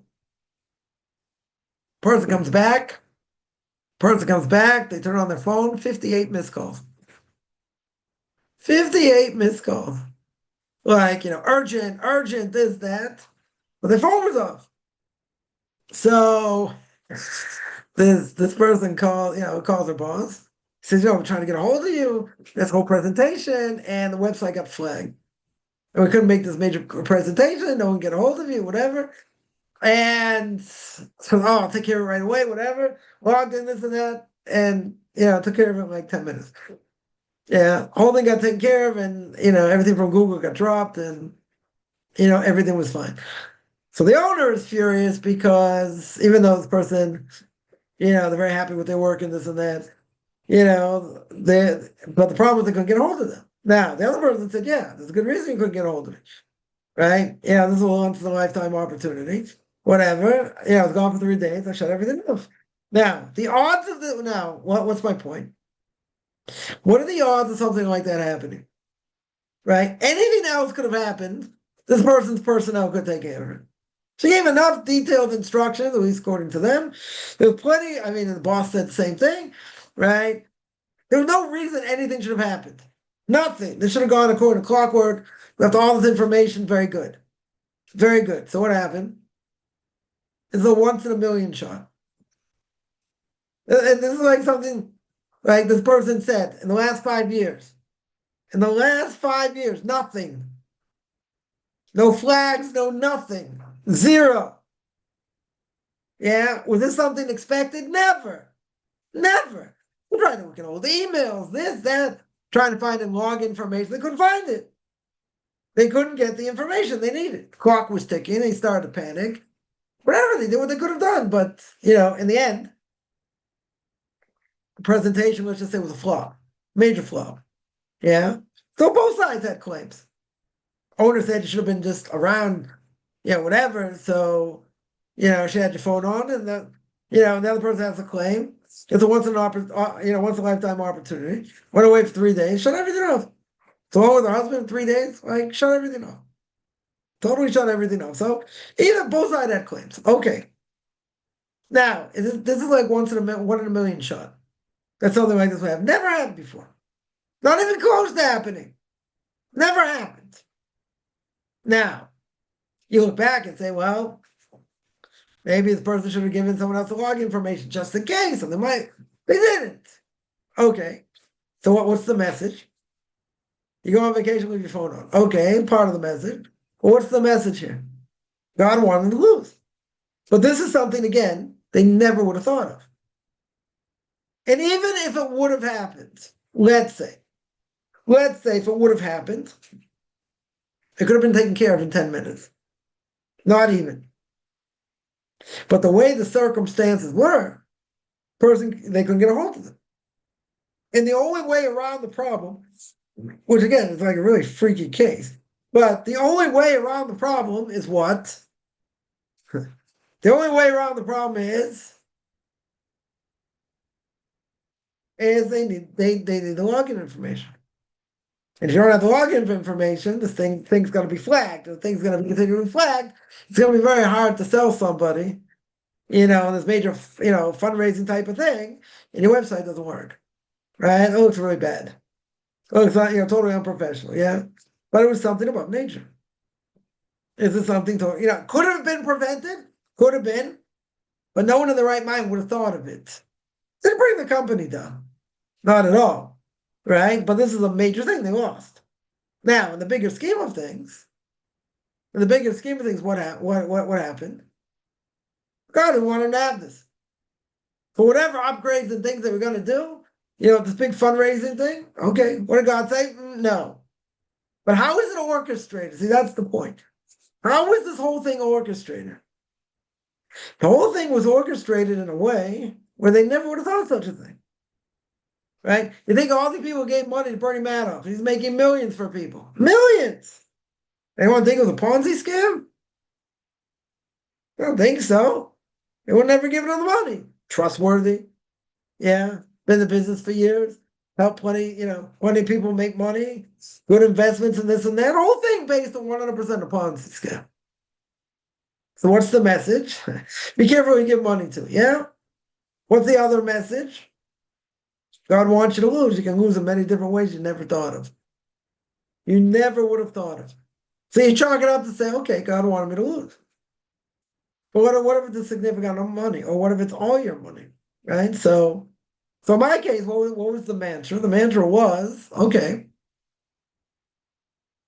I'm intact. The family's intact. Okay. You lost the money. It's a big blow. No question. Right? No question. But what would you rather have? I always tell people, pick your poison. What would you rather have? An issue like that? Major health issues? Family issues or anything in between? Now, most people, I think, will take with what they have. They will pick whatever trials and tribulations they go through, they're going to choose that more than what other people have. Someone, let's say, financial issues, they're suffering, that way, and they see someone, that's cancer, or they have something, something else, some other, I don't know, some other ailment, whatever it may be. They can't walk. Now, a friend of mine, for like the last 2 years, had a problem with his hip. I got a problem with his foot. He can barely walk. Can't even walk. They're like, what would you rather have? Or a person has like, I don't know, joint problems, so then chronic pain. Or let's say someone, their kid, still haven't diagnosed it right. Kid can't get out of bed. 30 years old, 30, 31, 32. They can't function. They got COVID and just things spiraled from there. Yeah, I think it was, CMV, chronic fatigue or, whatever, but this person can barely get out of bed, can barely function. 30 years old, 31 years old, something like that. They can't function. So like, people say, well, that's bad. Well, what I have is bad. Okay. But at the end of the day, I know, I'll give another example. I know somebody that they have 3 kids, they have the 3 kids. I think they have 1 married, but I think 3 kids not married. I think the oldest is in the 30s. You got 30s, lower 30s, and like 27, 28, something like that. Good family, character traits, good. Get all the good things. Can't marry off their kids. Cannot marry off their kids. Livelihood they have, house they own. They got other things. Also, no health issues. Seemingly, they have 3 kids. They can't marry off. Everything's a trade-off. Everything's a trade-off. But also, it trains you, right? It flexes your emunah muscles. That's what it does. But it makes you be thankful for what you do have, right? But I will say that being thankful for what you do have, you should appreciate when you have it. See, that's the $1 million thing, right? Not when you don't have it. Not when it becomes impossible to deal with or very hard, right? So if a person, let's say, they're walking around right now and they don't have health issues, let's say they just kiss the ground every day. Yeah. Yeah. Let's say the plumbing works, everything's good, we won't get gross here. Be thankful every day. Yeah. But you're not going to think about it because it goes like clockwork when it does. You don't think about it. Yeah. So we got to be careful not to, not to, what's the word? Not, to enjoy things that we have, not when we don't have them. Yeah. So you can say, well, that's obvious. Yeah, it is. Yeah. But we don't do that because even, if you write, right, as we always say, if you write 10 things you're thankful for, 20 things, 20 things you put on a list you're thankful for. Now, person going through a rough patch, whatever it is, health wise, financially, family wise, maybe all three, whatever it is. So, a person is depressed and they're sad and they're upset and all that. So, before you rip and burn this list, when a person's feeling down, look at it and just think about the good things that a person does have. Everyone has something good in their life going on for sure, right? I don't think it takes that much to look, regardless of the difficulty or whatever a person's going through. I get it, right? But if you have a list, Victor Miller had a list of like 250 things.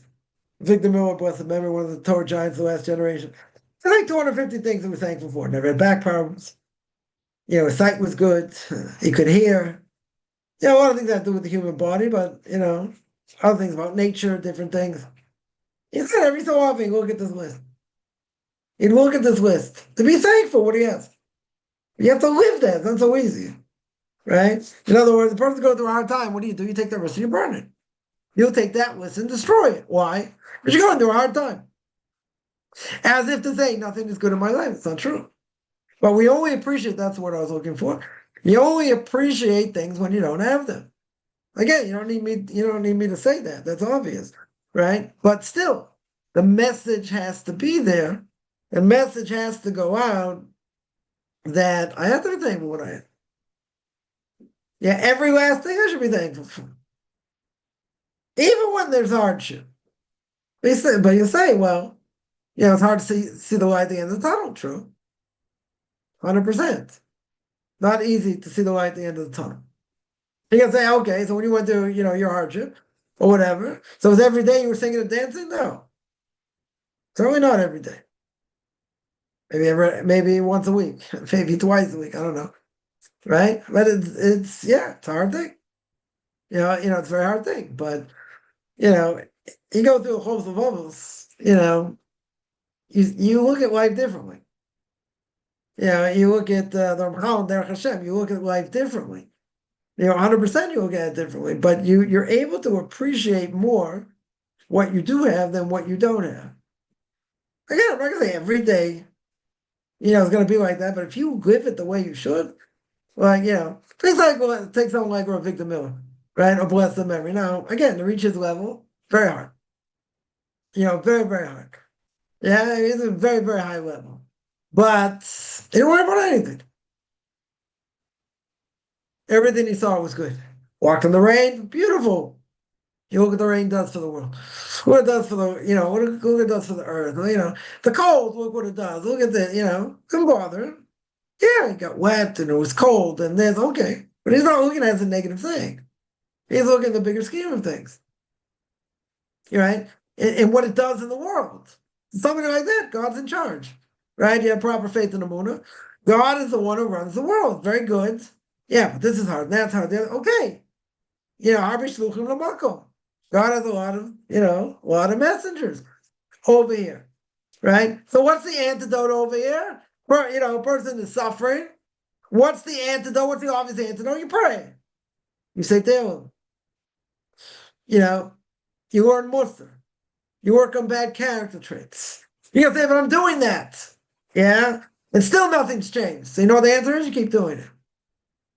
You just keep going in the same direction. It's going to change at some point. When? Where? Going to change. Has to change. Right? It's God-given promise it will change. But we don't know when. We don't know how it's going to change. And most things will change in different ways than we ever thought of. But you can say if it's going on for a long time. Okay. So what? Yeah. Say it's going on for years. Good. Yeah, so you have what to pray for. We all have what to pray for, no question. Yeah, but you have to do it. You have to keep doing it. Right? And I'm going to remind people, because I always remind myself at the same time, and that is, God should answer my prayers. Okay. So be honest. Be 100% honest without throwing yourself under the bus. If you were God and you heard your prayers and you knew what you did during the day, on a daily basis, take a self-accounting every day. Now ask the question again. If you were God, would you answer your prayers? Would you answer what you need? What you're desperate to get, let's say. Again, without throwing yourself under the bus. Are we imperfect? Yes. Says the Chovos HaLevavos, we don't do a third, a tenth, a quarter of what we're supposed to do. Right? In service to God. Now, it doesn't mean you give up. It's very easy. You could give up, yeah? But you don't give up. But at the end of the day, if we're going to be totally honest, without throwing ourselves under the bus, if we were God looking at us, would we give ourselves a passing grade? Now, if you have a doubt about that, then you have the answer. If you say, listen, I'm trying, I'm working, and maybe God will say, well, that's good, but it's not good enough. Keep going. I want you to reach other levels. I'm going to squeeze you some more. Okay. But nobody wants to hear that. That's the point. They want an answer. They want God to take care of their needs. But God is taking care of their needs. Person lives in a house, it doesn't belong to you. You're not living on the street, right? Right now, most places it's cold, right? Could be bitter cold. You're not living on the street. That could be worse. There are million things could be worse. You never, we say, "Al tiftach peh l'satan." You don't open your mouth to Mr. S. Yeah, it could be worse. How are we looking at the world? Right? How are we looking at our own lives? So a person saying, well, I'm not such a bad person compared to the rest of the world. Okay. Right? I'll cut you some slack. True. Let's say that's true. Most people think they're in the right bodies, whatever, right? They're only better than most of the world. Okay, let's say. God has higher expectations. And if we were created in the world and we said, that's why you pray to me? That's why you make blessings to me? This is how you act to others? Right? If you go to the Al-Chetz on Yom Kippur, for Yom Kippur, right? Al-Chetz Shatanu Lefanecha, I sinned in front of you, right? And you look at all those things, most of them that we beat our chest for are actions between man and man. They're actions between man and man. Now, could we be better? Sure. Could we interact better with others? Absolutely. You say we're lazy, we're this, we're that, okay. But again, in the bigger scheme of things, we'll play God, right? We'll play God over here, and now you're playing God analyzing yourself. What's the reason? God understands we're not perfect, we're human, we have limitations, okay. At the same time, he's got big expectations, depending what the source of our soul is, what we can do, what we are capable of, not capable, okay. Well, we're looking down on ourselves. Now, some people will cut themselves some slack and say, I'm not that bad. I'm not that bad. Okay. Yeah. But be honest. Are you going to give yourself a passing grade? Anyone getting an A+? Maybe. Probably not too many.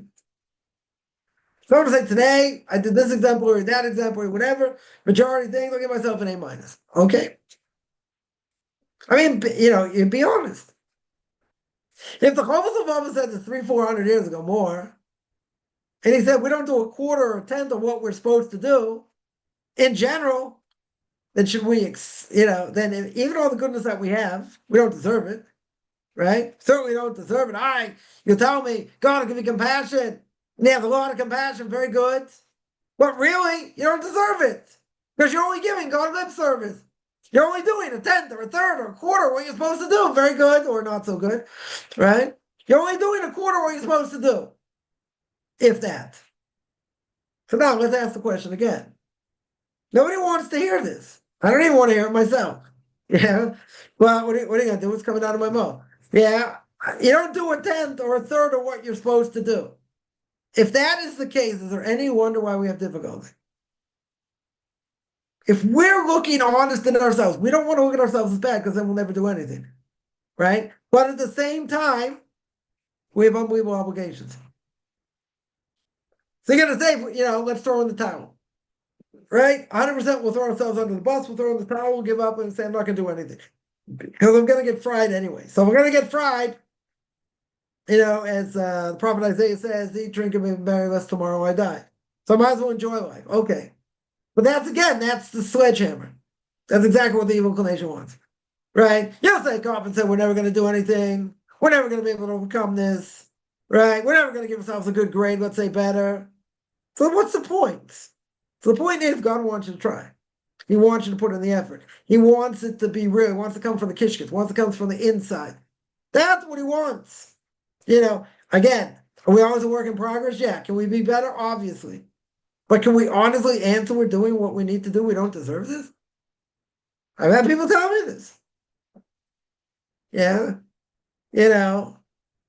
God ticked me off so much. He's not helping me over here. I'm not going to pray to him. Okay, God doesn't need your prayer. Doesn't need my prayer. Doesn't need anyone's prayer. God's absolute. Doesn't need nothing. Needs absolutely zero. So if that is the case, he's giving you the ability to pray. He's giving you the ability to draw close. Does he need it? He's got no needs. If he's got no needs, he doesn't need it. Okay. So he's giving me that ability. So if he's giving me that ability, I have to give back at the best of my ability. I have to work hard. Now, we're going to fail at some level, true, right? God's going to take that, into account.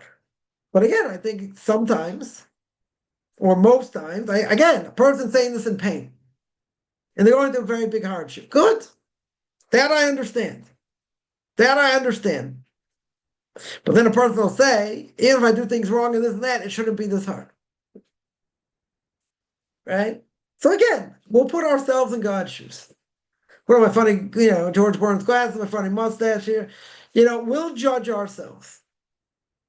Are we going to pass the test? Honestly. So if the answer is, well, probably not. Probably not doing enough. Okay. So then a person understands. Then they understand the bigger picture. There's only one problem.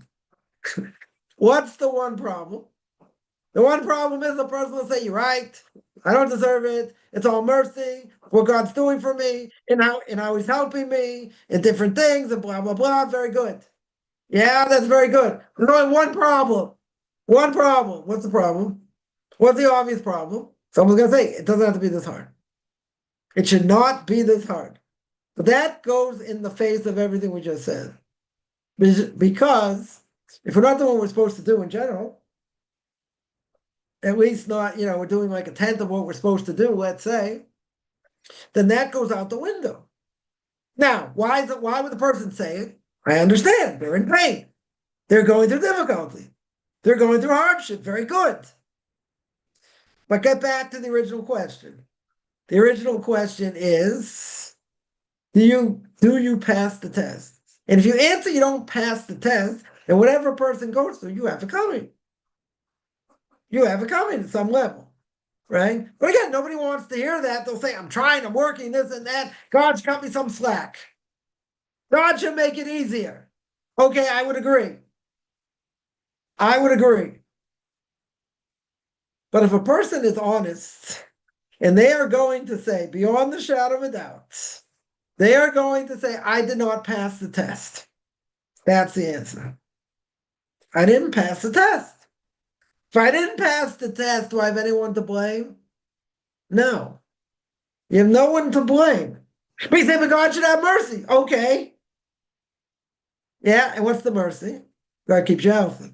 God keeps you in this world. Keeps you, satiated. You're not starving. You're not living on the street. That's mercy. What can God do? He can throw you to the wolves. He can kill you. Right? You could die. That'd be bad. Or, depending where you end up. Right? Right? But that's mercy. That's a lot of mercy. A person, a lot of people would probably say, I don't see this mercy.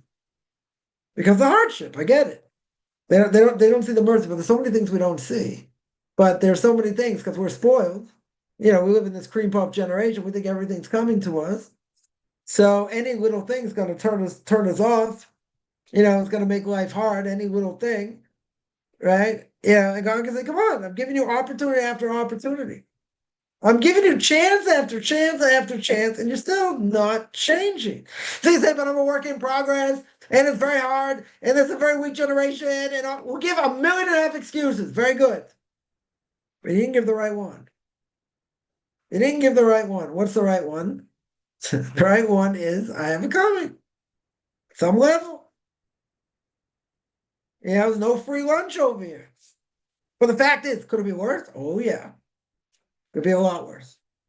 Could be a lot worse. Now, some people may think, no, it can't get any worse. As we always say, don't open your mouth.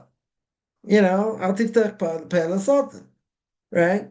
When things go bad, it happens usually in dominoes. It's not usually one thing.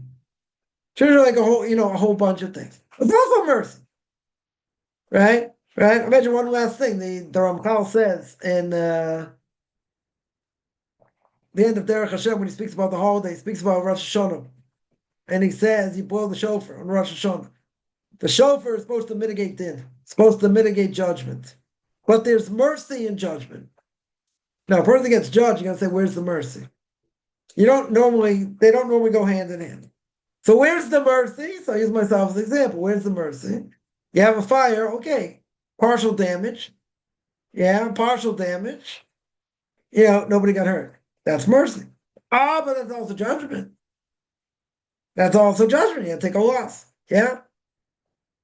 But there's mercy at the same time. So there are many things we can say, this is judgment and this looks harsh, but you know what? It could have been worse. Could have been a lot worse. You can say, how much worse could it be? A person's in pain, let's say. Person's in pain, I don't know, got pain in their arm, let's say. And they think, okay, maybe it's a muscle spasm, maybe it's this, whatever. They get it checked out. Major blood clot, let's say. Major blood clot, or maybe something cancerous, I don't know. It's something that could have been a number of things, number of minor things. And guess what? You find out something major. Yeah, things can happen. Right? It can happen the other way also. It could be a major thing and then goes away. Or disappears, or whatever. There are things, either way. We'll take it the harder way. Something relatively minor. It's something major. And that changes the whole scheme of it, right? The way now you're looking at the world is something very different, right? It's something very different, which you weren't doing before. You didn't see it that way because you had no reason to see it that way. But but King Solomon says, as we always mention, King Solomon brings down that you don't know what today's going to bring. You have no idea what tomorrow's going to bring, right? You have no idea. So you have to live today like it's your last day, right? That's why you have to repent on a daily basis, because you don't know what tomorrow's going to bring. And if tomorrow, God forbid, a person's not in this world, at least they repented before they die.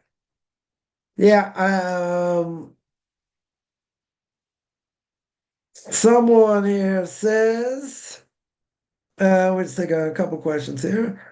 Someone says, God more merciful than all people combined. Yes. Yeah, in this life or the next, yes. God is much more mercy than anybody. Anybody combined, not even close. Right?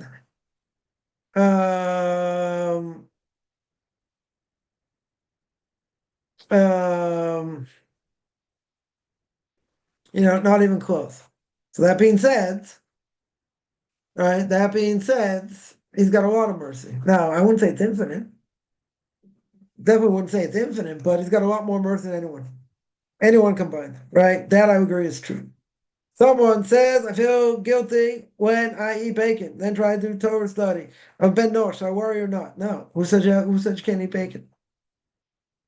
No, I can certainly eat bacon. They don't have to keep kosher. Not a problem. You have no obligation whatsoever to keep kosher. Not only that, the Kli Yakar says, one of the laws of kashrus, Leviticus chapter 11, he says a non-Jew would never keep anything that's not logical. Yeah, doesn't affect them, doesn't benefit them. So you see, says Kli Yakar, that many non-Jews eat all kinds of creepy crawly things or whatever, has no negative effect. No negative effects. Certainly not spiritually, certainly not physical. So he says, no problem. Right? So he asks the question, if a non-Jew does it, if a non-Jew does it, it has no effect on them. Why? Sorry, let's say better. If this thing, whatever an non-Jew does, has no effect on them, has no benefit, why would they do it? That's his question, right? And that he's talking about kashrus. He's talking about eating kosher things. That only affects a Jew. It doesn't affect a non-Jew. So if it doesn't affect a non-Jew, what's the problem? What's the problem? There's no problem. Why? Because the non-Jew is not affected. And they're not going to do anything that doesn't benefit them. So in this case, eating bacon for a non-Jew is not a problem. Right? Not a problem whatsoever. They say, but I want to keep kosher. Okay. Yeah, there's no spiritual benefit for it. You want to keep kosher anyway, but there's no issue. There's no issue, so there's no guilt. There shouldn't be any guilt. If you were a Jew, that'd be a different issue. If you were a Jew, that'd be a different issue. But if you're not a Jew, then why should why should a person feel bad about it? Why should a person feel bad about it? Now, if you were a Jew, in your case, it'd be worse. Why? Because if you were saying, okay, I'm going to do the sin anyway, and I'm going to repent, that doesn't work. For a Jew, that doesn't work. Right? Anybody, it shouldn't work. Yeah? Because you can't do something on purpose and say, okay, God's going to understand, I'm going to repent. No. Right? But again, in your case, it wouldn't matter. Right? Because, first of all, it doesn't have the same effect. And second of all, non-Jew doesn't have to keep kosher at all. Yeah. Even if they want to take it on or whatever, that's not the point. I'm not going into that. But even if they wanted to, it doesn't, so what? Doesn't affect them, right? They shouldn't be affected by it. So they shouldn't be affected by it. There's no guilt, right? There's no guilt. Yeah, any other questions? Oh, somebody asked 1 second. What point in the conversion process would you like to see my students send the practice kosher whenever they want? I would say earlier than not, just to get used to keeping kosher, right? At least to start, eating kosher, whatever. But whenever a person feels they're ready. I wouldn't wait till the end of the process, that's for sure. I would try and nip in the bud, try and do it towards the beginning. So, a person gets used to doing it. And you get used to spending all that money for kosher food, right? You get used to that also, right? But I would say probably better do it, start earlier than later, just because once a person gets in the habit of doing it, it makes it easier to do. But again, if a person wants to start much later, they could. But the problem is that once a person, gets used to eating certain things, it's hard to stop. Right? At some point, a person should stop. When? Depends on the person. Right? I would say it's better to start keeping kosher probably from the beginning. It just makes it easier. Right? It just makes it makes it easier over time. If a person wants to start later, they could. They could. I just think the more you get used to doing things and anything, making blessings, keeping Shabbos and all that, the earlier you start, the better, the easier it is. Right? That's what I would say on that. Yeah. Any other questions?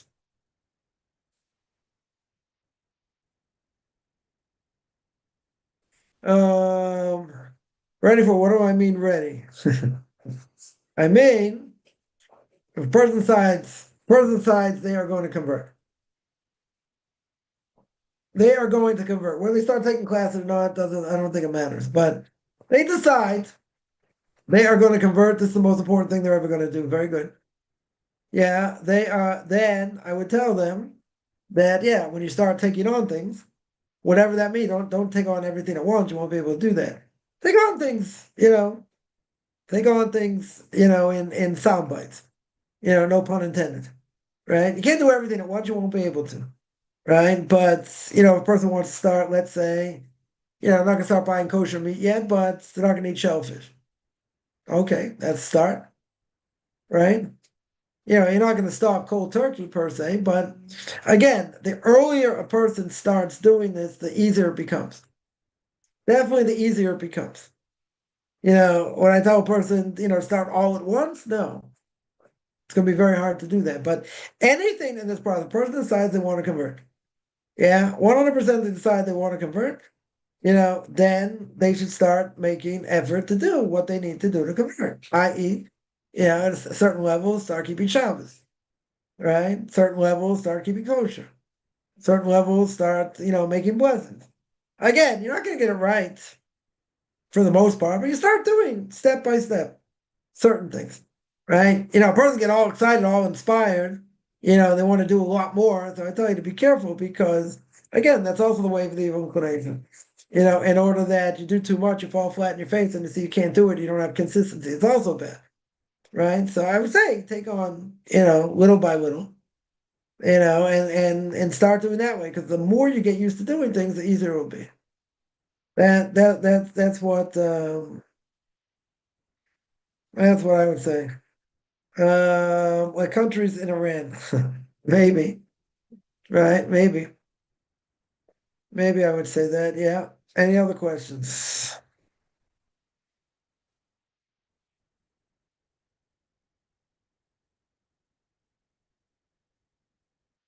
All right, I'm gonna stop here. I do this every Saturday, 2 o'clock Eastern time, 9 o'clock Israel time. Anyone has any questions? Find me on Facebook at Michael Kaufman, Beyond Orthodox Conversion Judaism, OrthodoxConversion.com, Beyond Orthodox Conversion Judaism on YouTube. There I got videos of Q&As, Ethics for Fathers, Book of Leviticus. You want to send me an email? Rabbi Chaim Kaufman at gmail.com, RBBICHAIMCOFMAN at gmail.com, whichever good. Beginning of the day, middle of the day, end of the day.